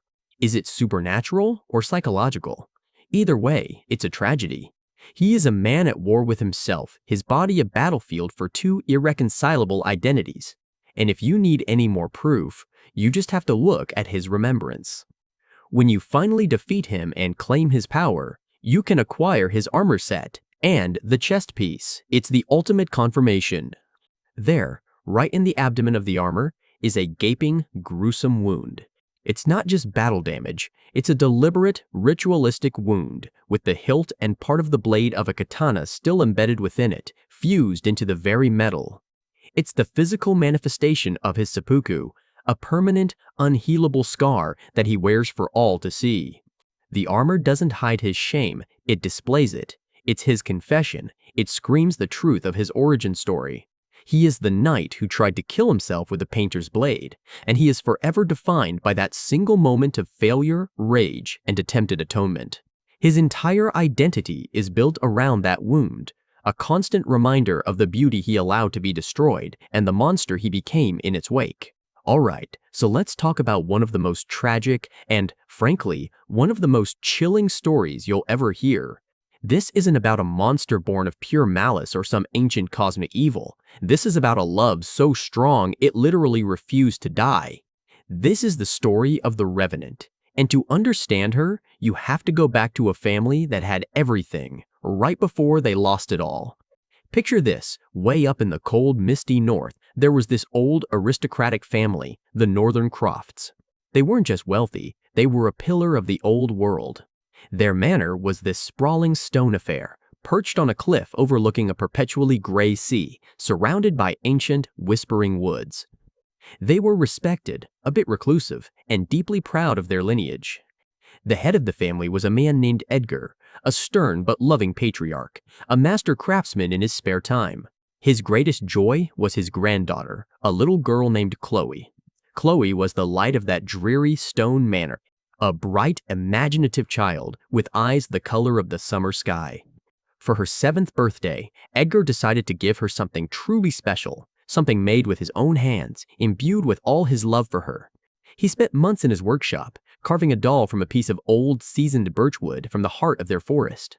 He carved her with meticulous detail, delicate hands, a serene painted face, and jointed limbs that could be posed just so. He stitched her a tiny dress from a scrap of his late wife's favorite silk gown and used threads of Chloe's own baby hair for the doll's head. He named her Daphne. To Chloe, Daphne wasn't just a toy. She was a confidant, a silent sister. She told Daphne all her secrets, took her on adventures through the manor's endless corridors and the misty gardens outside. The doll was her constant companion, a physical manifestation of her grandfather's love. In the quiet, lonely halls of the Northern Croft estate, Daphne was Chloe's whole world. They were inseparable. And that bond, that pure, innocent love, is the absolute key to everything that happened next, because, as you know, the night came. It wasn't a sudden invasion with claws and teeth, not at first. It was a sickness of the mind, a creeping corruption that seeped into the world like a poison fog. It found its way to the isolated Northern Croft Manor, drawn to the old bloodline, the deep-seated pride, and the simmering resentments that exist in any family, no matter how noble.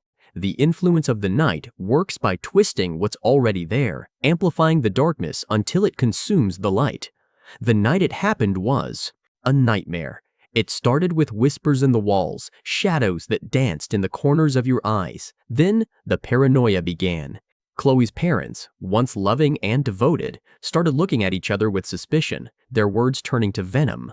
Her uncle, who had always been a bit jealous of his brother, began to rave about inheritances and slights. The madness took them one by one. The servants fled or fell. The grand manor became a slaughterhouse, a stage for a tragedy of its own making.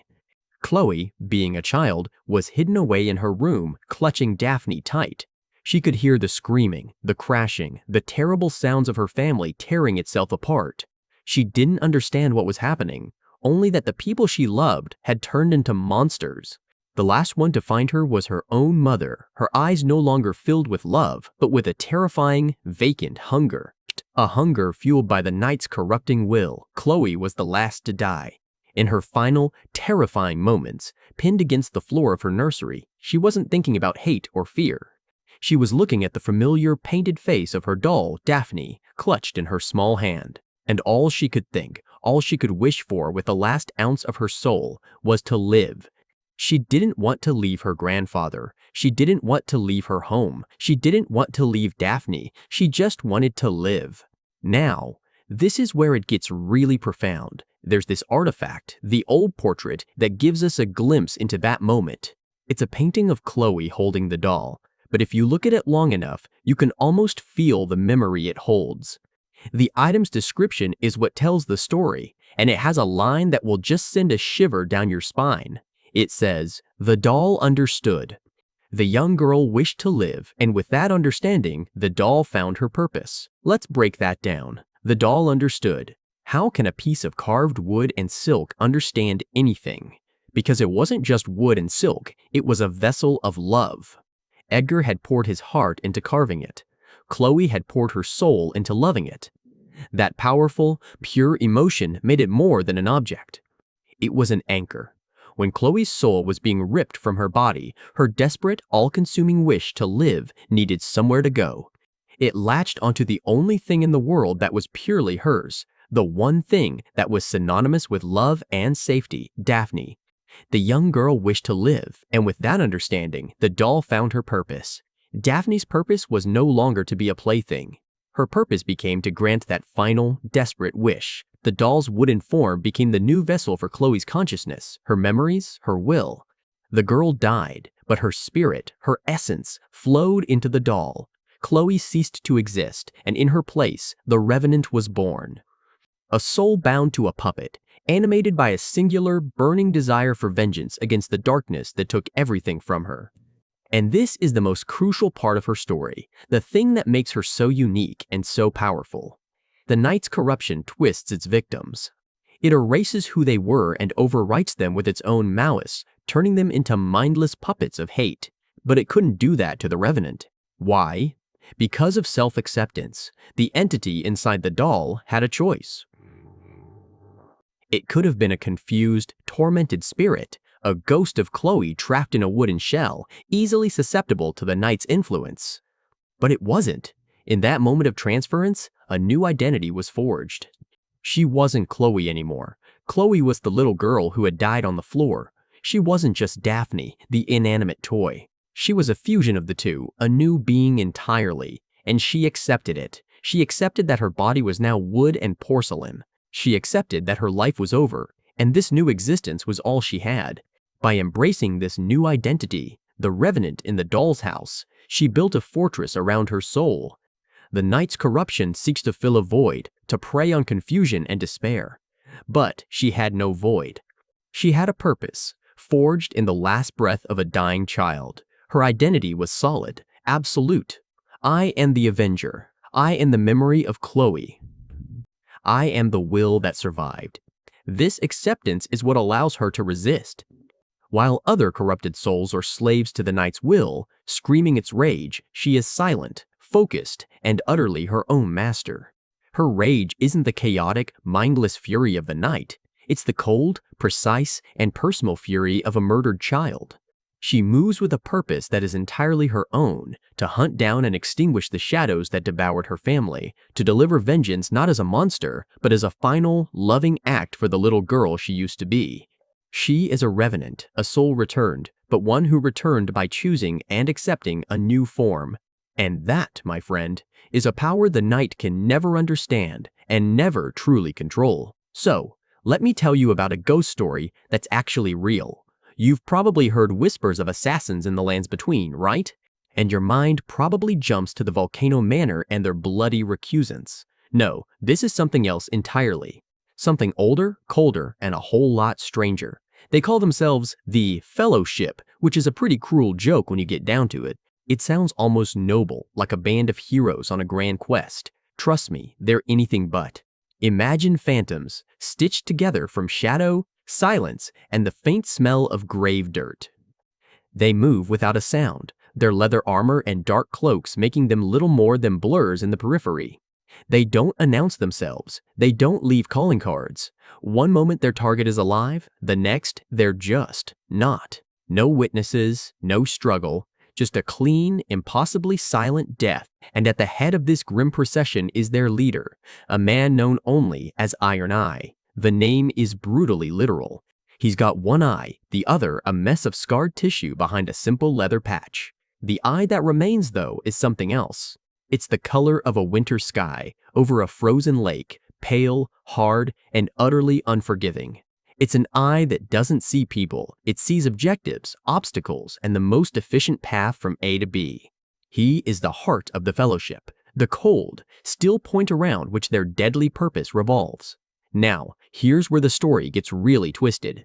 The reason the Fellowship is so effective, so single-minded, so unnatural is because they are unnatural, that is. They're all bound by the same terrible affliction, a unique and horrifying brand of undeath they call the Centipede's curse. It's a variant of what the Golden Order scholars call those who live in death, but with its own special flavor of misery. See, they don't rot or shamble. They are perfectly preserved, trapped in the amber of their first death. They can be cut, stabbed, burned, and their bodies will knit themselves back together, the grave dirt that suffuses their being, acting as a grim, supernatural mortar. They feel no pain, no fear, no remorse. But this isn't a gift, it's the core of their damnation. To be undying is to be unchanging. Their souls are like old, brittle parchment, stretched thin over countless cycles of violence and death. Their memories fray at the edges, names and faces of a lifelong past turning to smoke. All that remains is the mission, the cold purpose hammered into them by their handler. This shared curse is what makes them a fellowship. They aren't comrades bonded by loyalty, but inmates shackled by the same chain. They are a multi-segmented creature of death, each assassin a leg of the centipede, moving in perfect, horrifying unison at the command of a will that is not their own.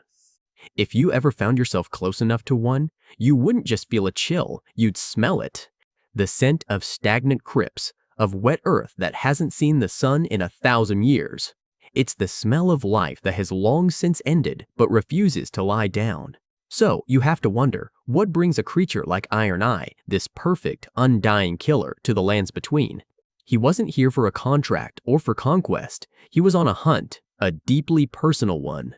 His handler, a mysterious woman named Isolde who communicates only through spectral messengers, gave him a single, unalterable directive: hunt the traitor.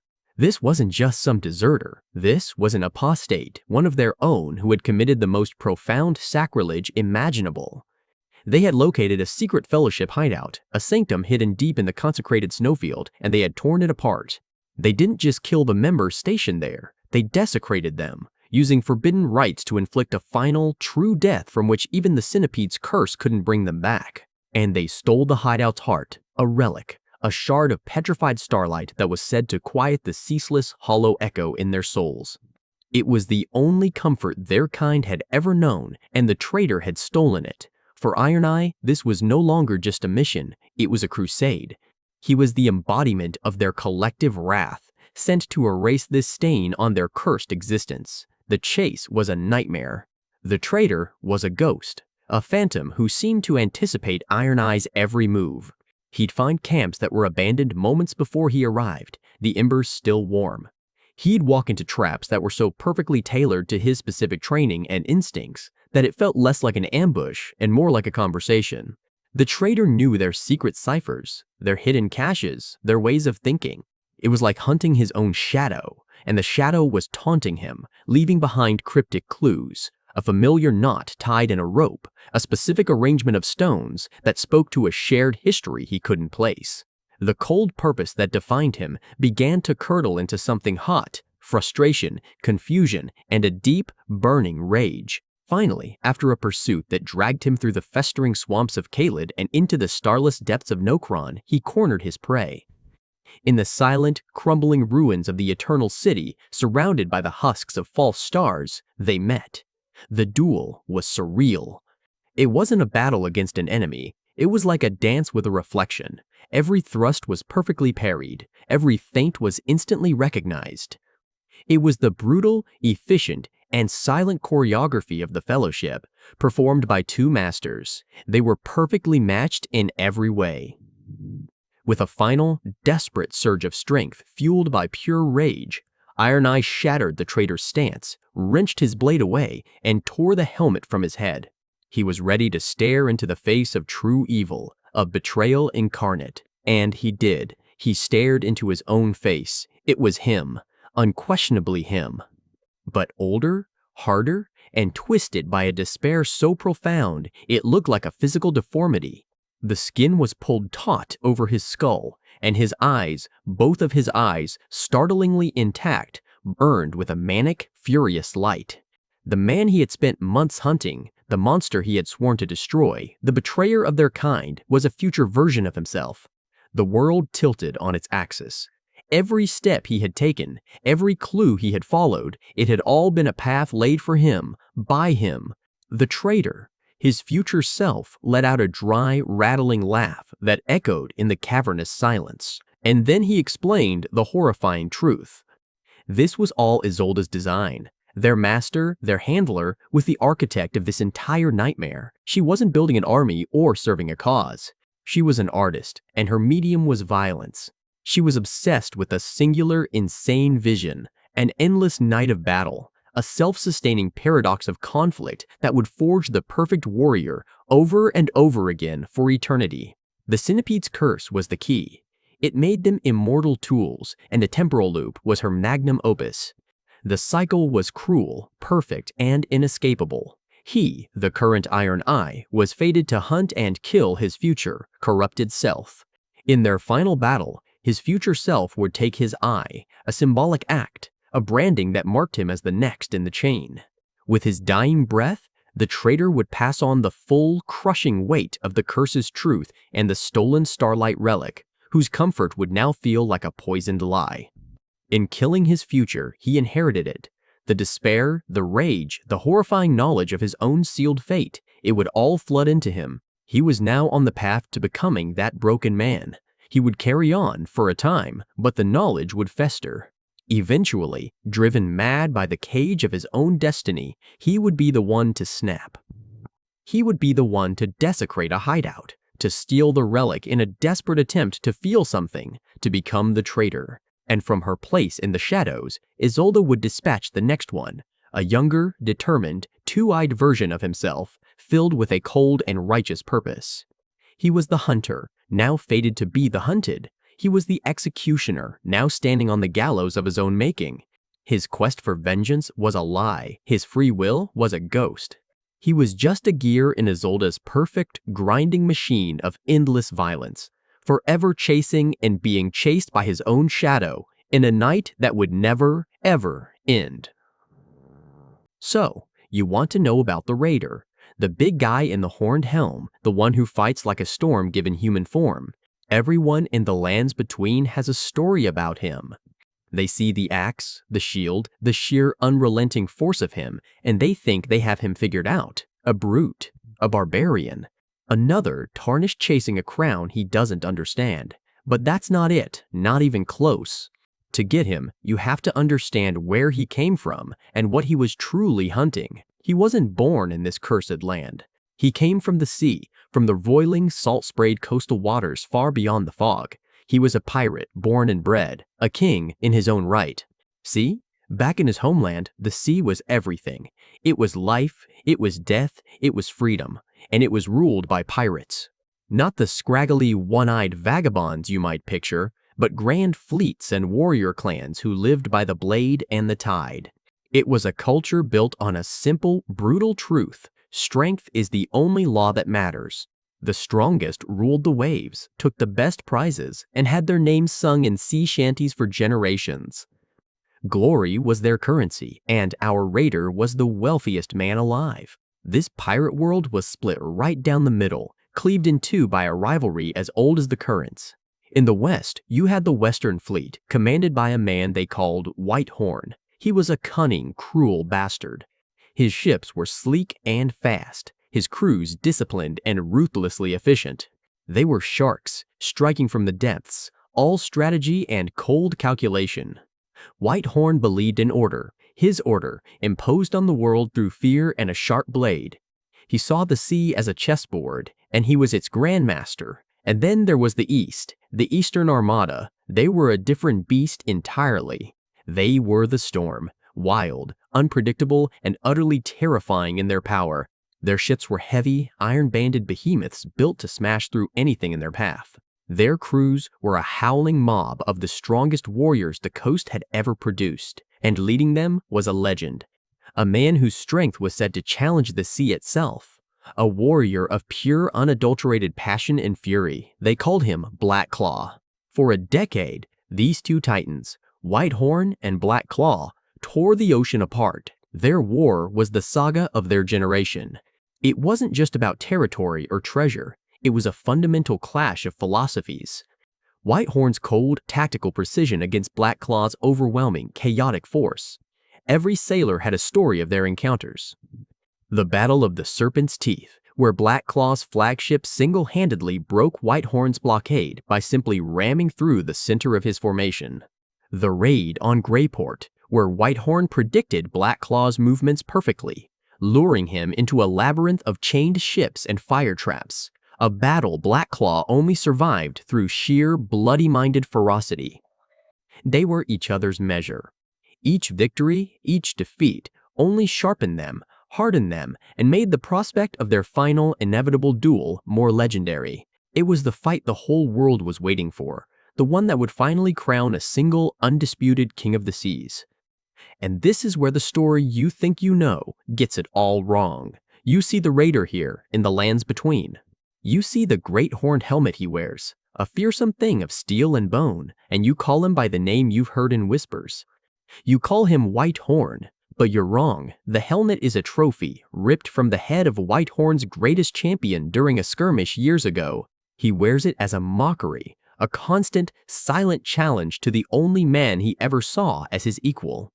The man in that armor isn't White Horn, the ruler of the West. He's Black Claw, the Tempest of the East. So why is he here? Why trade a sea kingdom for this land of death and despair? Because his destiny was stolen from him. The stage was set for their final duel.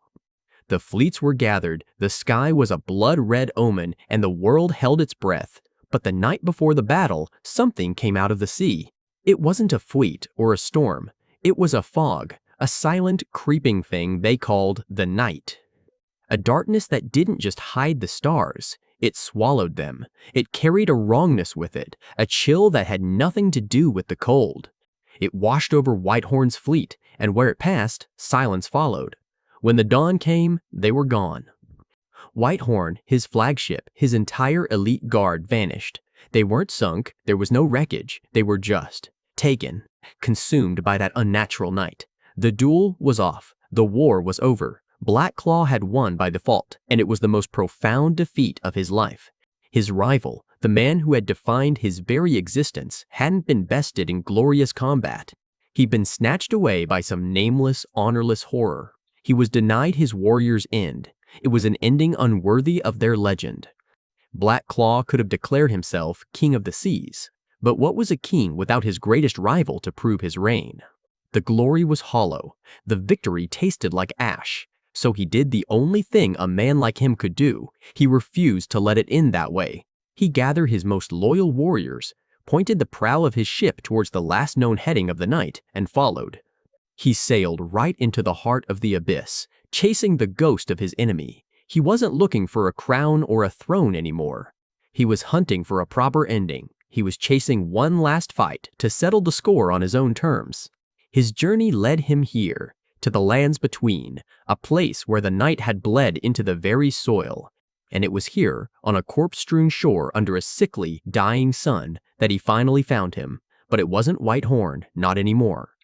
The thing that stood before him was a grotesque mockery. The night had warped him, twisted him into a monster. The iconic white horns of his armor were now part of him, growing directly from his skull, gnarled and corrupted. His skin was the color of a deep bruise, and his eyes burned with a mindless, malevolent light. The calculating strategist was gone, replaced by a slavering beast of pure, corrupted rage. There were no words. There was no need. Blackclaw knew what he had to do. This wasn't a duel for glory anymore. It was a mercy. He drew his great axe, the weapon that had splintered 100 ships, and charged. The battle was the stuff of nightmares. The corrupted Whitehorn fought with all his old skill, but it was warped, made ugly by the power that now fueled him. His movements were too fast, his strength unnatural. He was a puppet animated by the night. But Blackclaw was the storm. He met every unholy blow with a roar of defiance. It was the duel they were always meant to have, but it was a tragedy. With every parry, every axe blow that bit deep into corrupted flesh, Blackclaw wasn't just fighting a monster. He was carving away the sacrilege that had been committed, trying to find the man buried underneath. He was honoring his rival in the only way he knew how, with all the strength and fury he possessed. Finally, with a desperate final heave, Blackclaw's axe found its mark, sinking deep into the creature's chest. The monster that was Whitehorn collapsed to its knees, and in that last, fleeting moment, the madness receded from its eyes. For just a second, it was him again, the cold, calculating pirate king. There was no fear in his eyes, only a flicker of understanding. A silent acknowledgement. Gratitude. Blackclaw held his gaze as the light faded, giving him the warrior's death he had been denied. He stood there for a long time, the sea breeze whipping at his cloak, the body of his nemesis cooling at his feet. The rivalry that had burned like a star inside him for 20 years was finally extinguished. He had won. He had settled the score. He was, without question or challenge, the king of the seas. But his crown was an empty helmet, and his throne was a cursed and lonely shore, a world away from home. His great purpose was fulfilled, and he was utterly, completely alone. So, you want to know about the quiet one, the one with the wings? You have to understand, he's not like the others. When you look at him, you don't just see a warrior, you see a monument to something that's been lost. He calls himself the Guardian, and it's not a title he chose for himself, not really. It's the only thing he has left.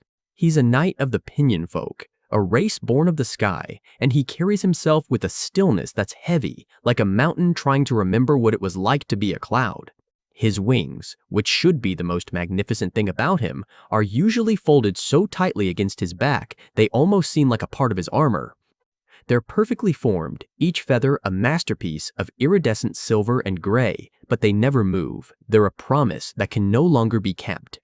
He spends most of his time in the Recluse's archives, surrounded by the dust of ages, his massive frame hunched over a tiny, fragile scroll, his eyes tracing words that have been forgotten by everyone but him and his new, strange teacher.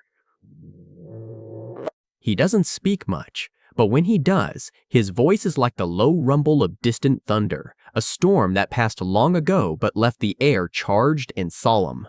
His story, well, it's not a happy one. It starts in a place you couldn't even imagine, a realm of floating islands and crystalline spires that kissed the stratosphere. The Pinion folk didn't build on the ground, they lived in the embrace of the wind, their cities woven into the very fabric of the sky. He was part of an old flock, the Airy Guard, sworn protectors of their people. They were the greatest aerial warriors the world had ever known, a living storm of steel and feathers. He speaks of it sometimes, in those rare moments when the silence gets too loud for him.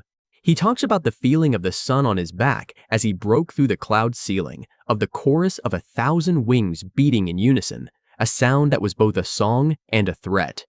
He was a leader, a brother, a part of something whole and beautiful. And then it was all torn away. A war came, not from a rival sky realm, but from the lightless depths of the world below. An enemy that hated the sun, that envied the freedom of the sky, and that had spent centuries plotting how to pull it down. The war was swift, brutal, and utterly final. The Guardian is the only one left, the sole survivor. He doesn't just carry the memory of his friends and family, he carries the weight of his entire civilization on his shoulders. Every song they ever sang, every story they ever told, every life they ever lived now exists only inside his head. He is a library of ghosts, and the silence of its halls is deafening. How do you defeat a race of perfect flyers? You don't challenge them in the air. You bring them to the ground. The enemy was cunning. They knew they couldn't match the Pinion folk's speed or agility. So they forged a new kind of weapon, a cruel and insidious kind of magic bound into metal. They were called Ectorus blades. You have to picture it. The first wave of the enemy attack was a feint, drawing the Airy Guard into a massive dogfight, a whirlwind of bodies and blades high above the world. The Pinion folk were confident. They were in their element. The Guardian describes the initial clash as a dance he'd known his whole life. But then, the enemy unsheathed their true weapons. The Ectorus blades didn't glow with overt power or hum with energy. They looked like dull, pitted iron, almost unremarkable. But the moment one touched a Pinion folk's wing, the fight was over. It wasn't a normal cut. He says there was no sharp sting of pain, but a sudden, spreading cold. A deep, spiritual numbness that felt like a part of his soul was being amputated. The blade didn't just sever muscle and feather, it severed the connection, the very essence of what made them creatures of the sky. It was a curse that robbed them of flight. Imagine being a master of the air, your entire existence defined by the wind beneath your wings, and in a single instant, feeling that connection simply vanish. The wind becomes just wind. Your wings become just limbs, clumsy and useless. He watched in horror as his brethren, the proudest warriors he had ever known, just stopped flying. They didn't plummet in flames or get blasted from the sky. They just fell. They tumbled through the clouds with looks of utter confusion and terror on their faces, crashing to the ground they had so long lorded over. And once they were grounded, they were helpless. Their bodies were built for the freedom of the sky, not for the brutal close-quarters combat of the land. They were slaughtered. The Guardian was grounded too. A glancing blow from an Ectorus blade was all it took. He survived only because the body of his closest friend fell upon him, shielding him from the final, killing blow. He lay there, pinned beneath his brother's cooling corpse, unable to move, unable to fly, and listened as the last songs of his people were silenced one by one. That's the core of who he is now. His failure is the sun his entire world orbits. He wasn't just a soldier, he was a guardian. His purpose, his very name, was to protect them, and he failed. In his mind, the failure wasn't one of strength or courage, but of knowledge. He replays that final battle endlessly, but he also replays the years leading up to it. Were there signs? Warnings in old texts? Prophecies he dismissed as folklore. He is haunted by the idea that the answer was out there somewhere, locked away in a book, and that his ignorance is what doomed his flock. This guilt doesn't drive him to seek revenge. Vengeance is a fire, but what he feels is a cold, crushing weight. Instead, it has ignited a desperate, all-consuming quest for understanding. He needs to know how it was possible. He hunts for any information on Erdtree, on soul-binding curses, on the specific magic that can target a species' very nature. He's not looking for a cure for his own broken wing. He sees it as a just punishment, a permanent scar to remind him of his inadequacy. He's trying to write the final chapter of his people's history, to understand the weapon that unmade them so that their extinction won't be just a tragedy, but a lesson.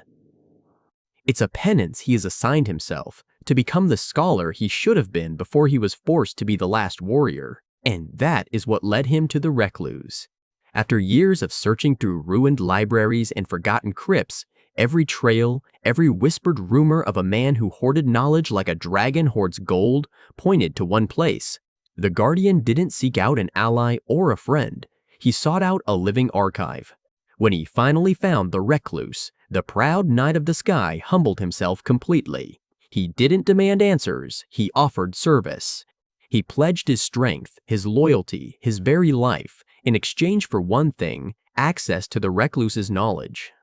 From the beginning, he has seen the old man not as a commander, but as a teacher. He addresses him as masters, with a reverence that is born not of affection, but of sheer desperate need. The Recluse holds the keys to the puzzle that has consumed the Guardian's life. Their relationship is a quiet, formal transaction.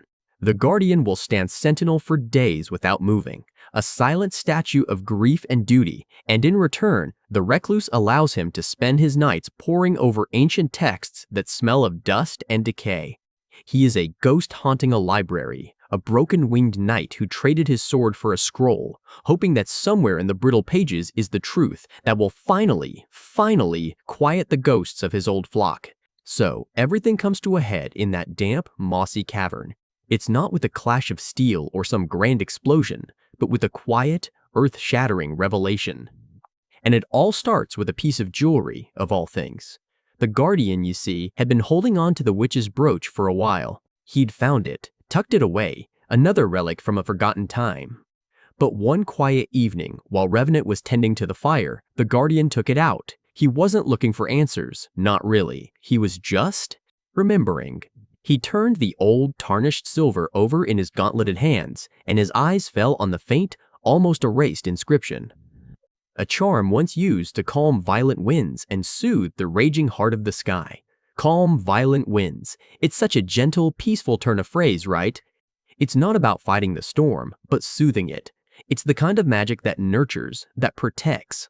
And for the first time, the Guardian truly connected that description to the woman who gave it to him. The Recluse, the quiet, hunched figure who offered them shelter and healing drafts, who spoke in soft, weary tones and never met his gaze for more than a second. He'd always seen her as a sad, lonely figure, a hermit hiding from the world. But now, holding this brooch, another thought, cold and sharp as ice, pierced through him. He thought of the Erdtree blades, the weapons that had annihilated his people. Weapons that didn't just kill, but consumed souls, powered by a curse so vile it felt like a living, breathing thing.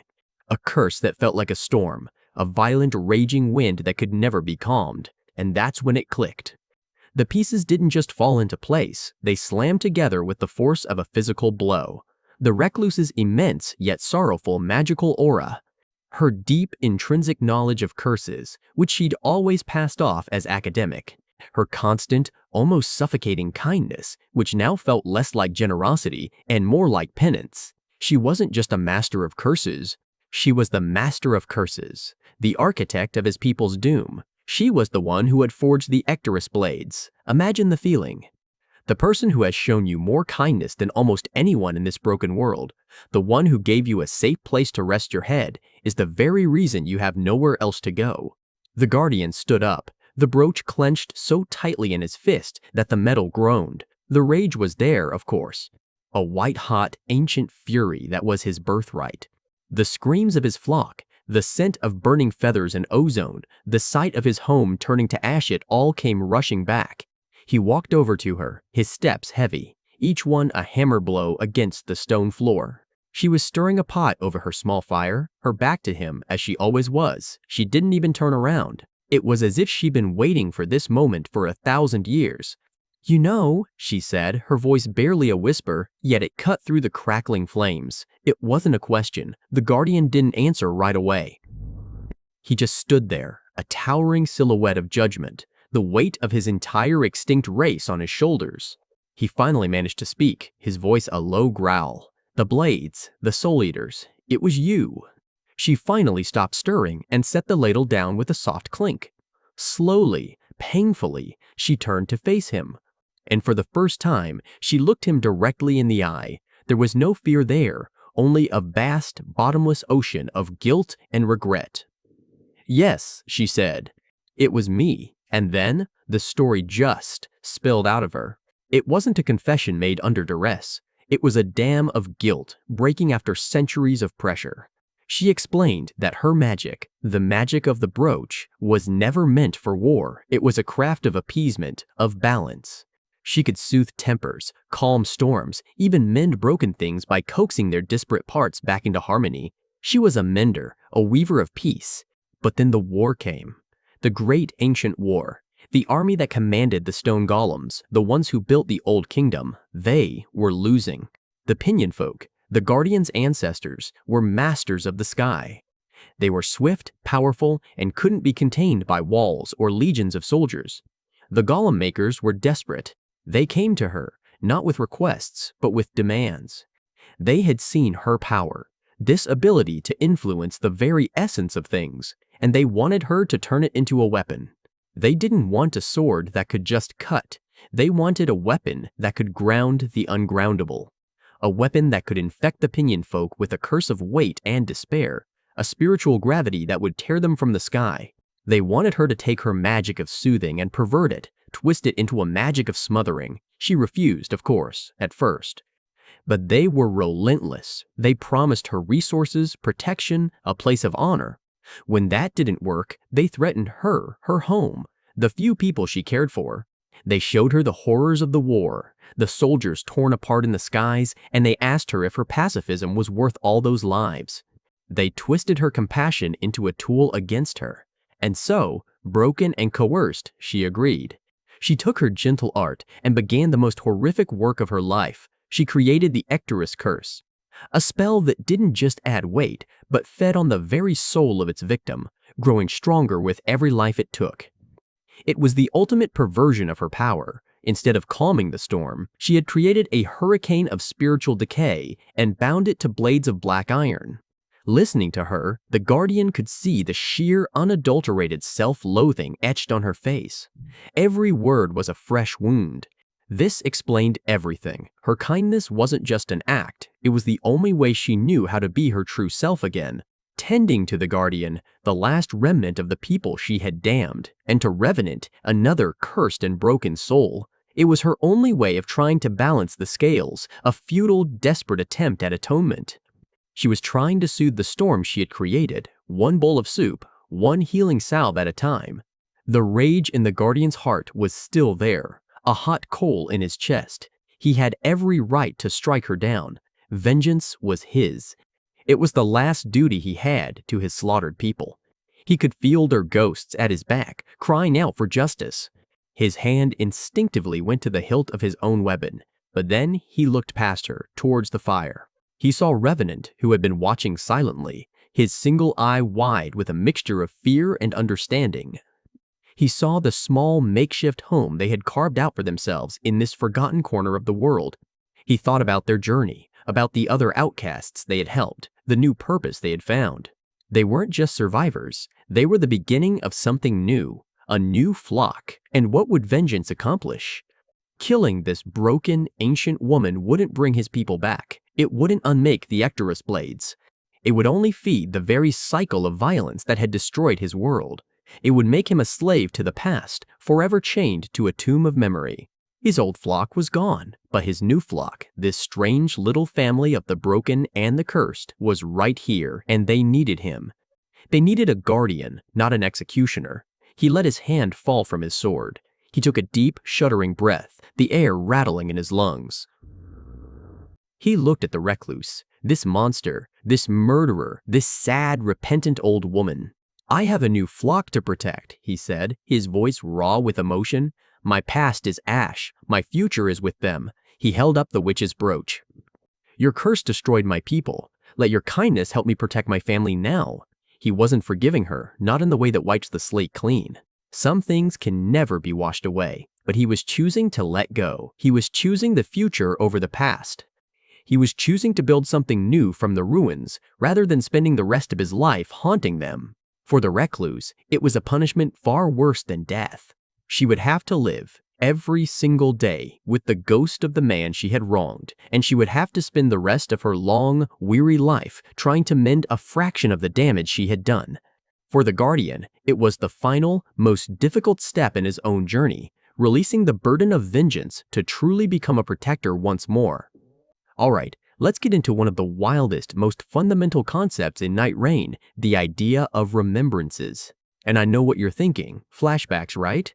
A character gets a bit woozy, the screen goes wavy, and we see a snippet from their tragic backstory.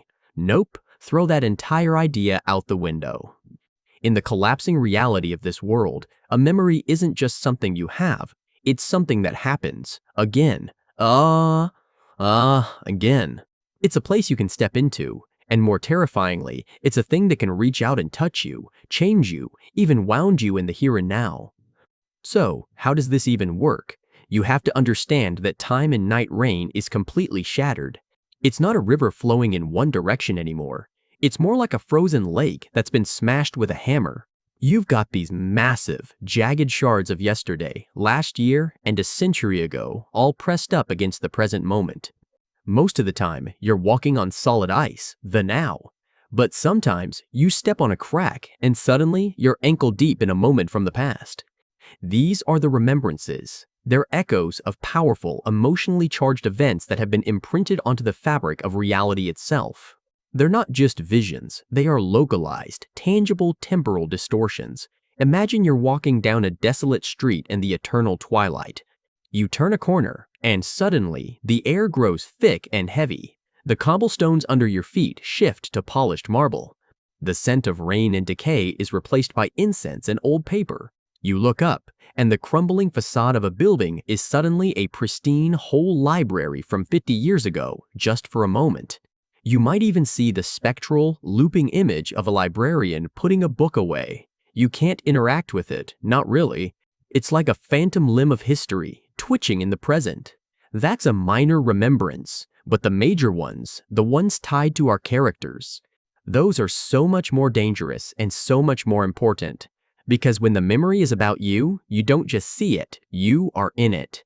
And the past gets its hooks in deep. There is no better, more gut-wrenching example of this than the Executor. When we first meet him, he is the very picture of inhuman perfection.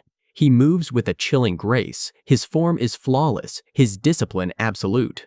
He's a living weapon, seemingly without a single chink in his armor, either literally or figuratively. You look at him and you see an unbroken, unblemished warrior. Pay close attention to that, unblemished. There are no scars on his torso. We see him training, his uniform off, nothing. He is a clean slate of lethality. Then comes his defining moment, his trial by memory. He finds himself in a remembrance, not of some distant battle, but of his most intimate, personal failure. The memory is of his own seppuku. The world around him transforms into a serene, lamplit dojo from his past life. He sees himself, a younger, prouder man, his face a mask of agonizing shame. He is kneeling on the tatami mat, the ceremonial blade, the tant, held before him. He is there to atone for a catastrophic failure, a disgrace so profound that only death could answer it. Now, here's the crucial part. The Executor of the present isn't just a spectator watching a film of his past. The collapse of time forces a horrific union. He is both the observer, feeling the cold dread of knowing what comes next, and the participant, his hands closing around the hilt of the blade once more. He feels the rough texture of the silk wrapping, the shocking cold of the steel. The past and present versions of himself merge into one experience. When the blade plunges into his abdomen, it's not a phantom pain, it's real. He feels every inch of it, the tearing of muscle, the searing agony that is both a memory and a fresh sensation happening for the first time and the 1,000th time all at once. He relives the entire ritual, the excruciating moments of drawing the blade across his stomach, the world fading to a pinprick of light, the absolute conviction that this was his end. When the remembrance finally shatters and he collapses back into the grimy reality of the present, gasping on the cold cobblestones, everything has changed. He clutches his stomach and his hand comes away slick with blood. His blood. He looks down, and there it is, a deep, gruesome, very real wound slicing across his abdomen. The scar of his own suicide, an event from decades ago, has just been carved into his present-day flesh. The past didn't just haunt him, it reached through time and physically branded him. This is the whole point, the devastating thesis of how reality works here. The journey through NIGHTREIGN isn't about escaping your past. It's about surviving its physical resurgence. Your personal history becomes a literal gauntlet you have to run, and you don't come out the other side the same. You come out scarred. You come out changed. But you also, if you survive, come out whole in a way you weren't before. So why? Why put the characters through this temporal meat grinder? It's because of the Knight. The primary antagonist isn't just some big monster to be fought with swords and bullets. The Knight is an agent of entropy, a force of psychological decay.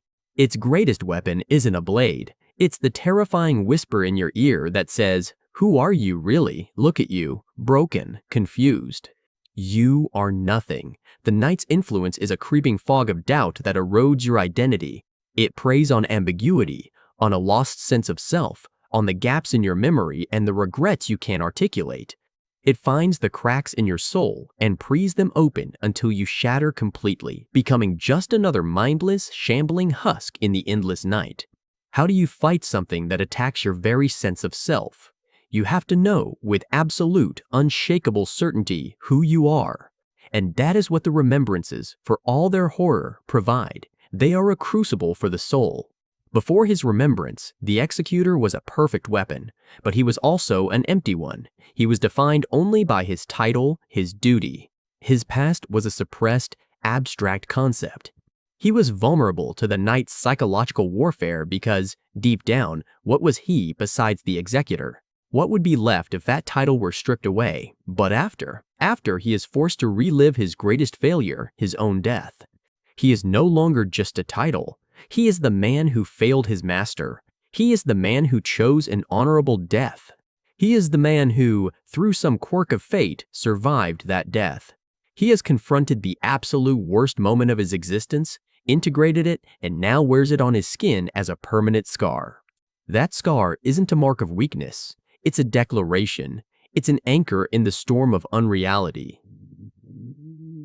This journey of self-realization is the only way to build the conviction needed to resist the Knight. When its entropic influence comes whispering, trying to unravel him, the Executor has an answer. The pain in his abdomen is a constant, physical reminder. He can touch that scarred flesh and know, I am the man who endured this. I know my failures. I know my shame. I know my story. His identity is no longer a fragile concept. It's a truth forged in the fire of relived memory and written into the very fiber of his being. He has faced the void within himself and filled it with the concrete, undeniable reality of his own past. And against that profound certainty, the Knight's whispers of nothingness lose their power. They become just noise, fading against the unshakable truth of a self, fully remembered and fully realized. Alright, so let's talk about one of the most haunting parts of the entire journey, the invaders. You know the ones I mean. Those corrupted, shadowy figures that show up out of nowhere, looking disturbingly familiar, and just wreck your day. For the longest time, you probably just thought they were another type of monster the Knight cooked up, right? Some kind of elite enforcer to keep you in line. But the truth is so much darker and more tragic than that. It's one of those lore reveals that just clicks everything into place and makes you reevaluate every single one of those encounters. Here's the thing, those invaders aren't just random phantoms, they are the Nightfarers. Specifically, they are versions of the Nightfarers from other worlds, other timelines, other cycles, who failed. Think about it. The entire game is built around this concept of remembrance, of facing your past, your deepest regrets and sorrows, and finding the strength to overcome them without letting them consume you. It's the ultimate test of will. Our Wilder, the one we play, succeeds. They face their demons and emerge stronger, their will intact. But the multiverse of the Long Night is vast, and for every success, there are countless failures, those corrupted invaders. They are the ghosts of those failures. Every time one of them materializes in your world, you are looking at an alternate version of a character you know, maybe even a character who is currently your ally. You're fighting a version of the silent cartographer who got lost in her maps of sorrow, a grieving warden who couldn't let go of his lost love, or even a past Wilder who reached the final crucible and broke. During their own remembrance, when they were at their most vulnerable, the Knight's influence seeped in. It found the cracks in their resolve, the moments of doubt and despair, and it poured in like a flood. It promised them an end to their pain, a release from their burdens, but the price was their will, their soul. They submitted, and in doing so, they were twisted into these hollowed-out puppets of the Knight's power. They are echoes, trapped in an eternity of servitude. Their purpose is to invade the worlds of other Nightfarers who are still fighting, to act as a final, brutal test. They are the living, breathing proof of what happens if you fail. When you fight them, you can see it in their movements. They use corrupted, nightmarish versions of the skills and abilities they had in life. A phantom of the cartographer might use disorienting attacks that shift the very ground you stand on, a twisted reflection of her mastery over geography. It's a perversion of everything they once were. They are a warning sent by the Knight to say, this is your fate. This is what you will become if you falter. It turns every one of those invasions from a simple combat challenge into a deeply personal and sorrowful confrontation. You're not just fighting a monster, you're putting down the ghost of a fallen hero, someone who was once on the exact same path as you. Now, this is where it gets even more interesting, because not all corruption is created equal. For most of these fallen souls, their transformation was a tragedy. It was an unwilling submission born from overwhelming despair. They fought against the Knight's influence with everything they had, but in the end, their grief was too heavy, their will was eroded, and they were forcibly broken and remade. They are prisoners in their own bodies, forced to carry out the Knight's bidding, perpetuating the very cycle that destroyed them. There's a profound sense of pity in fighting them. You're granting them a mercy, a temporary release from their torment, even as you defend your own world from their assault. But then there's Iron Eye. He's the exception, and his story is what really cements the theme of free will in this whole mess. Iron Eye wasn't broken. He wasn't an unwilling victim. He made a choice. Throughout your journey, you see hints of his nihilism, his belief that the struggle is pointless and that the long night is the true natural state of the world. While other Nightfarers sought to escape or end the night, Iron Eye saw it as an ultimate truth. He looked at the Knight's immense power not with fear, but with envy. He believed that if the night was inevitable, then someone had to be its master, and he decided that person should be him. So, when his moment of truth came, he didn't fight the Knight's influence. He welcomed it. He willingly submitted his will, not out of weakness or despair, but as a transaction. He gave up his freedom in exchange for a measure of the Knight's power, becoming its chief apostle. He chose to become a willing agent of the cycle, a perpetuator of the endless night. This makes him fundamentally different from the other corrupted invaders. They are tragic figures, slaves to a power that crushed them. Iron Eye is a true villain. He's a zealot who chose his damnation because he believed it was the path to power. His corruption wasn't a failure of spirit, but a conscious, deliberate act of betrayal against everything the Nightfarers stand for. He represents the ultimate temptation of the abyss, to not just fall into it, but to embrace it and call it home. All of this, the infinite failed timelines, the tragic echoes, the deliberate choice of a villain like Iron Eye, it all funnels directly into the game's ending and why one conclusion feels more right than the others. It sets the stage for why the Wilder's final choice is so monumentally important. After witnessing so much failure, what does victory actually look like? This is why, when you weigh all the options, the New Night Lord ending stands out as the canonical conclusion. It's the only one that truly resolves the core conflicts of the story and fulfills the prophecies woven into its fabric. Remember that little torn paper scrap you can find, the one with the cryptic prophecy. It doesn't just talk about someone surviving the night or escaping it. It speaks of one who will wear the crown of dusk and rule a silent kingdom, not as a tyrant, but as a shepherd. It prophesies a fundamental change, a transformation of the night itself. The ending where you simply escape is a personal victory, but it does nothing for the countless other worlds still trapped in the cycle.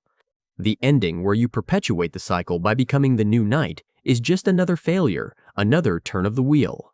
You essentially become what you fought against, but the new Night Lord ending is different. It's a synthesis. The Wilder takes the knight's power, the very source of the corruption, but instead of being consumed by it or wielding it as a weapon of despair, they override it with their own hard-won will. They use the strength they gained from their own remembrance, from facing their past and choosing to move forward to fundamentally change the nature of the night. They don't destroy it and they don't submit to it. They master it. They fulfill the prophecy. This ending provides the most complete resolution. It breaks the cycle not by shattering it, but by transforming it from a prison into a sanctuary. The Wilder becomes a benevolent keeper of this new, gentler dusk, a place where the echoes of the fallen, those countless failed nightfarers from other worlds, can perhaps finally find peace. It's an act of ultimate empathy. Having witnessed the fate of those who failed, the Wilder chooses not to abandon them, but to create a final resting place for them. It honors every struggle, every failure that came before. It says that their fight wasn't in vain, because it paved the way for the one who would finally get it right. It's a bittersweet, powerful, and deeply satisfying conclusion that addresses not just the Wilder's personal journey, but the cosmic tragedy that has been playing out across infinite realities. It's the true end of the story. So, you think it's over. The final boss is gone, the world is saved, or at least changed, right? The credits roll. That hauntingly beautiful music swells and then fades, and you're left sitting there in the dark, just processing everything Wilder went through. But then, just when you're about to turn it off, the screen flickers. It's not a big, flashy scene, it's quiet, almost unnervingly so. This is where the real ending is. Not in the grand choice he made, but in the quiet moment that came after. The scene opens on a landscape that's empty. It's not the apocalyptic ruin of Caelid or the majestic decay of Lendel. It's just gone. A vast, flat expanse of gray dust under a sky the color of washed-out parchment. There's no sun, no moon, no stars. Just a soft, directionless, neutral light. It's the kind of light you'd get at the very, very end of twilight, that moment before true night begins, stretched out into an eternity. In the distance, you can just make out the shape of what was once the Erdtree.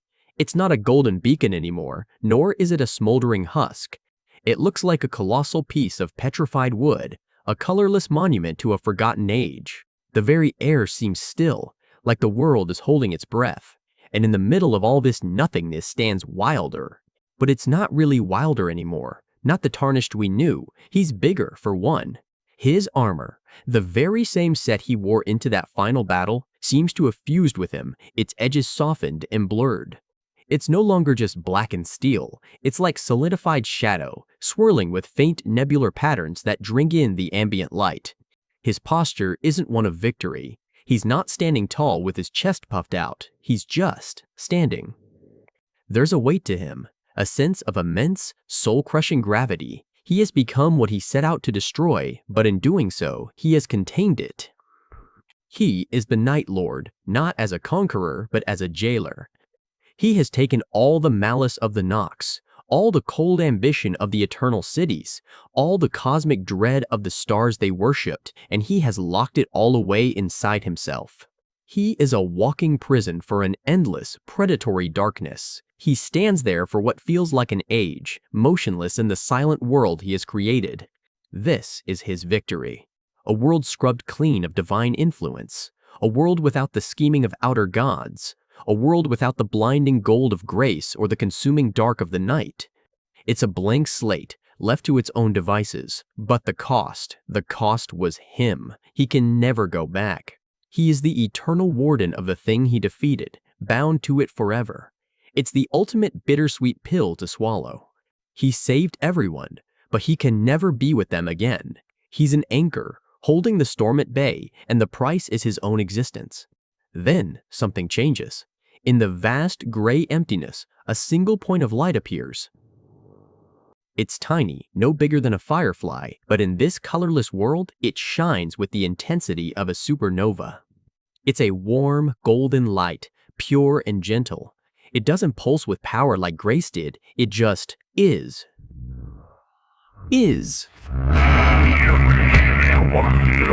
It drifts slowly, lazily, through the still air, making a direct line for Wilder.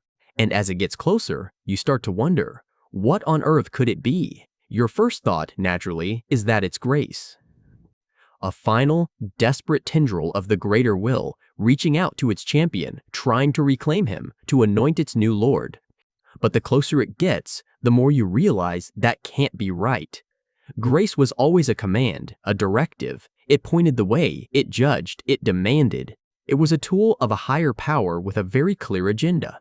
This little bead of light has none of that arrogance. It's not guiding him anywhere.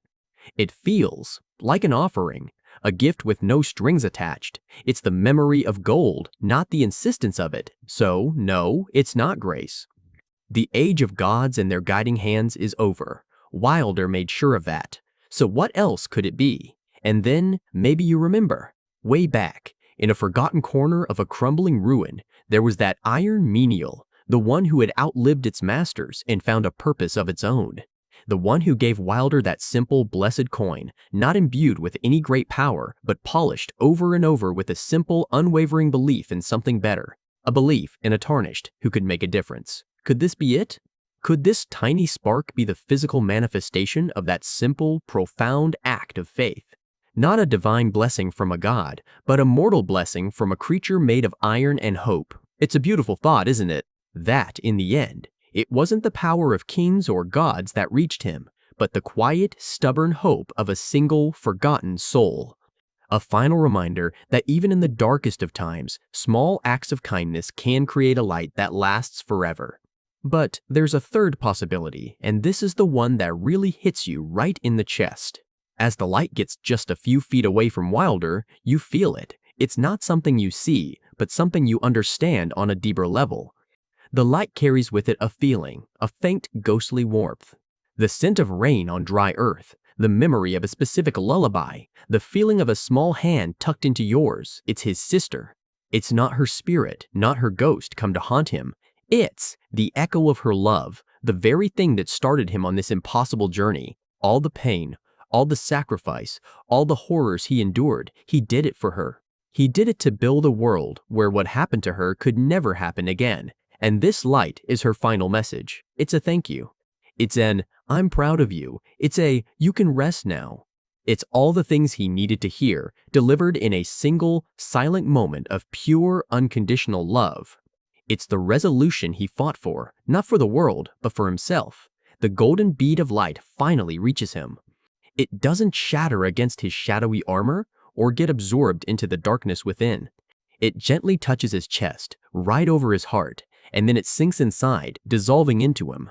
For the first time, the Night Lord moves. His colossal shoulders, which seem to carry the weight of the entire sky, relax just a fraction. His head, bowed for so long, lifts. He doesn't look at the colorless sky or the petrified tree. He just looks forward into the gray expanse. There's no great transformation, no surge of power. The darkness within him doesn't recede. He is still the warden. He is still bound. But the tension is gone. The anguish that fueled his every step as a tarnished has finally been soothed. He has found peace. Not happiness, not joy, but a quiet, profound peace. The kind of peace that comes from knowing you've done what you were meant to do, and that it was enough. He stands there for another moment, a silent titan in a silent world. He has taken the night, the source of so much suffering, and made it his burden alone. He has left the lands between with a new dawn, a quiet, gray dawn that belongs to no one but themselves. A dawn of potential, a dawn of hope. His sacrifice is complete. And then he turns his back on the land he saved, on the memory of the Erdtree, on everything he ever knew. And he begins to walk. His steps are heavy, measured, each one leaving a deep impression in the gray dust. He is walking away, heading into an unknown, formless exile. He is taking the night with him, leading it away from the world of men, out into the nothingness where it can harm no one ever again. He is a shepherd leading his monstrous flock into oblivion. The camera stays fixed as his figure gets smaller and smaller, a lone, dark shape against the endless gray. The old battles, the old symbols, they don't matter anymore. His purpose is singular now. The Night Lord lumbered on, indifferent to whether or not the twin horses would ever ride again.